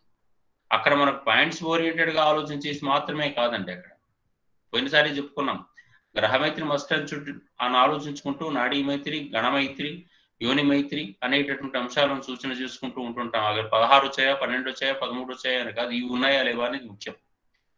ఇక గణమైత్రి కుదిరిన తర్వాత రాశిమైత్రి, గ్రహమైత్రి కుదిరితే రాశిమైత్రి అవసరం లేదని కూడా చెప్పారు. దుర్ద్వాదశకే ముచ్చుహు, ఆయుర్ద్వాదశకేశవం, త్రికం ఏకాదశం సౌఖ్యం, దుఃఖం ఏకాదశకం, ఇక్కడ అన్ని కూడా స్త్రీ నుంచి పురుషుడికి, పురుషుడి నుంచి స్త్రీకి లెక్కలు పెట్టమన్నప్పటికీ కూడా గ్రహమైత్రి బాగా కుదిరితే అసలు శ్లోకాన్ని తీసేయమని చెప్పేసి అవసరం కూడా లేదు. ఎందుకంటే దోషము గుణము అంతా కూడా గ్రహమైత్రిలో వెళ్ళిపోతుంది. ఇంకా రాశిమైత్రి ప్రత్యేకంగా గమనించాల్సిన అవసరం ఈ కాలంలోకి లేదు ఇంకా. కానీ అక్కడ ఉండేటటువంటి అది బేసిక్ ఇన్ఫర్మేషన్. రెండవది వచ్చిన తర్వాత వీడి జాతకం లోపల అసలు వైవాహిక జీవిత అనుభవం యోగ్యం ఉందా, పోయిన జన్మలో ఎవరినైనా ఇబ్బంది పెట్టొచ్చాడా, ఈ విషయాలు గమనించాలి కదా. అవి గమనించిన తర్వాత వైవాహిక జీవిత స్థానం లోపల ఉండేటటువంటి పాజిటివ్స్ నెగిటివ్స్ బేరీజ్ వేసుకున్న తర్వాత వాడికి తొందరగా పెళ్లి చేసుకునే యోగ్యం ఉన్నది అనిపించినప్పుడు, ఆ దశ కూడా బాగా ఉంటున్నప్పుడు అప్పుడు రెండో వ్యక్తితోని మనకు మేలాపకం వైపు దృష్టి పెడతాం. దృష్టి పెట్టిన సందర్భంలో అవతల వ్యక్తి యొక్క జాతకంలో కూడా ఇటువంటి దోషాలు లేకుండా మనం వెతుక్కోవడం, లేదా దోష శాతం తక్కువగా ఉంటే అడ్జస్టబిలిటీ ఉంటుందా లేదా, వీటిలో గ్రహమైత్రి ఇతరమైన అవన్నీ ఉన్నాయా, ఈ మూడిట్లో ఇప్పుడు మనం 3 అంశాలు ప్రత్యేకంగా చెప్తున్నాం కాబట్టి ఆ మూడిట్లో వీళ్ళందరిలో కనీసం 50-60% ఎబోవ్ అన్నా కానీ వాళ్ళు ఆనందంగా ఉండగలుగుతారా, వీళ్ళని అడ్జస్ట్ అవుతారు. ఎందుకంటే భారతీయ జీవితంలో వివాహం అనేటటువంటిది అర్ధనారీశ్వర తత్వం. నీ తత్వంలో నువ్వు 50% కోల్పోయి నా దగ్గరికి రా, నా తత్వంలో నేను 50% కోల్పోయి నీ దగ్గరికి వస్తాం, మన ఇద్దరం కలిసి 100% అనుకునేది అర్ధనారీశ్వర తత్వం. ఈ అర్ధనారీశ్వర తత్వం వైవాహిక జీవితంలో వాగర్ధావ సంపృక్తో వాగర్థ ప్రతిపత్తి అనే భావనకు మనకు తీసుకొచ్చింది అదే. అటువంటి భావన కలిగినటువంటి భారతీయ దేశం లోపల ఆలోచించే విధానం ఇట్లాగే ఉంటుంది. పాశ్చాత్య దేశాల లోపల కేవలం సంభోగ శృంగారమే శృంగారం తప్ప ఇతరమైనటువంటి శృంగారం లేదు. అక్కడ దృక్స్పర్శ వాక్స్పర్శలు అనేటటువంటి భావాలకు వాళ్ళకి కేవలం సంభోగం వైపు లీడ్ చేయడానికి ఇంకెంతకన్నా వేరే లేదు. అక్కడ ఒకరి మీద ఒకరు డామినేట్ చేయడానికి కుదరదు. భారతదేశంలో ఒకరి మీద ఒకరు డామినేట్ చేస్తారు. భార్య భర్తను తిడుతుంది ఫస్ట్, భర్త భార్యను తిడతాడు, బయట ఎక్కడో గొడవను కూడా భార్య భర్త మీద బయట భర్త పోయి భార్యని తిడతాడు. బికాస్ ఆఫ్ ఇక్కడ ఉండేటటువంటి వాతావరణానికి ఇక్కడ వాడు షాక్ అబ్జర్వర్స్, రెండో వాడు షాక్ అబ్జర్వర్స్. ఆ విషయం మనకు అర్థం కాదు. నన్ను ఎందుకు అనాలి, నేను తప్పు ఏం చేశాను, తప్పు నువ్వేం చేయలేదు, ఒకటి తర్వాత వాడే నువ్వు చూసుకుంటాడు. మళ్ళీ మనకు కోపం వచ్చినా కానీ వాళ్ళనే తిడతాం, ఎందుకంటే ఆత్మీయత ఎక్కువగా ఉంటుంది, స్నేహం ఎక్కువగా ఉంటుంది. కాబట్టి ఆ స్నేహ సంపద వల్ల రెండో వాళ్ళని తిడతారు. తిట్టినప్పుడు యాక్సెప్ట్ చేయాలి. చేయగలిగిన ధర్మమే భారతీయ ధర్మం. అట్లా చేయలేని సందర్భంలో ఇది భారతీయ ధర్మం కాకుండా పోతుంది. అందుకనే మన దేశంలో ఈ మానసిక వైద్యులు ఎక్కువగా లేరండి. పక్క దేశాల్లో మాత్రం విపరీతంగా మానసిక వైద్యులు. ఎందుకంటే వాళ్ళకు లోపల వచ్చే ఒత్తిడిని తట్టుకొని బయటపడటానికి కోసం ఏమీ చేయలేక సప్రెస్ చేసుకుంటే ఓసిడి వస్తుంది.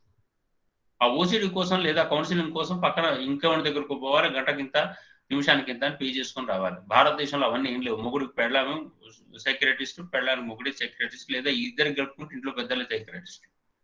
ఈ స్థితి నుంచి ఇప్పుడు మనం కూడా ఆ స్థితికి వెళ్ళిపోబోతున్నాం. ఎందుకంటే మన దగ్గర సంతరాలు లేవు, మన దగ్గర శృంగారాలు లేవు, కేవలం సంభోగ శృంగారానికి మాత్రమే, సంభోగం వైపు దృష్టికి సారించేటటువంటి స్థితి వైపు మనం వెళ్ళిపోతున్నాం. కాబట్టి కాలానుగుణంగా వస్తున్నటువంటి మార్పులను మనం గమనించాలి. ఆ మార్పులకు అనుకూలంగా జ్యోతిష్ సూత్రాలను ఇంకా పరిశోధించి ఇంకా సవరించాల్సిన అవసరం ఉంది. పూర్వకాలంలో సప్తమాధిపతి రాహు నక్షత్రాలు, కేతు నక్షత్రాల్లో ఉండేటట్టయితే వివాహాలు ఆలస్యం జరుగుతాయని ఎక్కడ సూత్రాలు దొరకవండి. ఇది ఈ కాలంలో దొరుకుతాయి. ఇప్పుడు వ్యాసాల్లో ఉంటుంటాయి, ఇప్పుడు గమనించాలి, ఇప్పుడు పరిశోధనలో ఉంటుంటాయి. అందుకని ఇట్లా పరిశీలించేటువంటి విధానాల మీద బాగా దృష్టి పెట్టి మీ అభిప్రాయాలను ఇంకా కొంచెం గాఢతగా చూసుకొని, ఒక జాతకమో రెండు జాతకాల్లో చూసేసి ఫైనల్ చేయకండి దయచేసి. దీంతో పాటు ఇంకొకటి ఉంది, దాని పేరు కుజదోషం. అది వచ్చే వారానికి ఎప్పుడైనా వీలైతే శాస్త్రి గారు అంగీకరించి ఇంకా కూడా కంటిన్యూ చేయదలుచుకుంటే అది ఇంకోసారి చక్కగా మాట్లాడుకుందాం, సైంటిఫిక్ నేచర్ మాట్లాడుకుందాం. చాలా మందిని అడుగుతారు నా దగ్గరికి వచ్చినప్పుడు, కుజదోషం అవుతుందట కదా అని చెప్పేసి అందరూ వచ్చేసి అడుగుతారు. అయితే ఏంటి మరి మీకేం తెలుసు దాని గురించి అంటే, ఏం తెలియదు అందరూ అంటున్నారు, నాకేం తెలియదు, ఇటువంటి మాటలు వస్తున్నాయి. కాబట్టి అటువంటి విషయం మీద కూడా మనం ఇంకా సమగ్రంగా ఆలోచించాల్సినటువంటి అవసరం. ఎందుకంటే సమాజాన్ని పట్టి పీడిస్తున్న కొన్ని యోగాలు ఉన్నాయి మన దగ్గర, అది దోషమో యోగమో తర్వాత విషయం. అటువంటి విషయాలను కూడా మనం జ్యోతిర్బాణి ద్వారా ఇంకా లోతైనట్లు చర్చ చేయాల్సిన అవసరం ఉంది. దీని మీద ఇంకా కూడా ప్రశ్న పరంపరను మీరు కొనసాగించవచ్చు. ఎందుకంటే సమాజానికి బాగా అవసరమైన సబ్జెక్ట్ ఇవాళ. 10 మందిని కలిపేటటువంటి వాళ్ళం మనం, 10 మందిని విడదీసే వాళ్ళం కాదు. సాధ్యమైనంత వరకు కలపాలి. అత్యవసర సందర్భాల లోపల వాళ్ళ మధ్య లోపల కనుక అవగాహన లేదు అనే విషయం మనమే కనుక స్థిరపడేటట్టయితే వాళ్ళ భావాలు వాళ్ళని పర్సనల్ కౌన్సిలింగ్ చేయడం ద్వారా మనం తెలుసుకొని వద్దనుకుంటే వాళ్ళని దూరం చేసి మరొకరితోనే ఆనందంగా ఉండే అవకాశం అన్నా మనం కలిగించాలి. ఎందుకంటే జీవితం 100 ఏళ్ళు బతకాల్సింది. ఆ 100 ఏళ్ళు బతకాల్సిన జీవితాన్ని మనం జాగ్రత్తగా వాళ్ళతో పాటు లీడ్ చేసేటట్టయితే ఆ పుణ్యంలో కొంత భాగం మనకు కూడా వస్తుంది. కాబట్టి ఆ పుణ్యాన్ని మనం ఆపాదింపజేసుకుందాం. పాప కర్మల యొక్క అంటే వాళ్ళని ఇబ్బంది కావాలని పెట్టో మనకు తెలియక పెట్టేటువంటి దానివల్ల వచ్చే ఆ 25% కర్తాకారయిత సేవా ప్రేరక స్థానమోదక ఉంటుంది. కాబట్టి ఆ 25% మనకు రాకుండా చూసుకునే ప్రయత్నం చేయాలి. కాబట్టి ఆ మార్గంలో మనది పరిశోధనలు విధానం ఇంకా కూడా కొంచెం ముందుకు వెళ్ళాలని కోరుకుంటూ అందరికీ మనస్ఫూర్తిగా నమస్కారం తెలియజేసుకుంటూ సెలవు. స్వస్తి. ధన్యవాదాలు. ఈరోజు మంచి సమావేశంతో మనకి మంచిదిగా ఒక మరపురాని సమావేశంగా నిలిచిపోతుంది. ఈ అందరికీ ఉన్నటువంటి మూడుని బట్టి వచ్చేది ఎట్లాగూ మ్యారేజ్ సీజనే కాబట్టి మనం గురువుగారు చెప్పినట్టుగా వచ్చేసారి కుజదోషం గురించి మాట్లాడుకుందాం. అది కాకపోతే అని దయచేసి అది ఉపన్యసించవలసిన వాళ్ళందరూ కూడా సూత్రాలు అవి తీసుకొచ్చి అక్కడి శాస్త్రాల్లో ఉన్నాయని చెప్పకుండా మంచి మంచి ఆలోచనలతో చెప్పాలని అందరినీ కోరుతున్నాను. సో వచ్చే వారం మళ్ళీ కలుద్దాం. అందరికీ వచ్చిన వాళ్ళందరికీ ధన్యవాదాలు. సాంబశివరావు గారికి, ఈరోజు ప్రశ్నలో పాల్గొన్న వారికి అందరికీ చెప్పండి. ఎవరో ఏదో అంటున్నారు. చాలా చక్కగా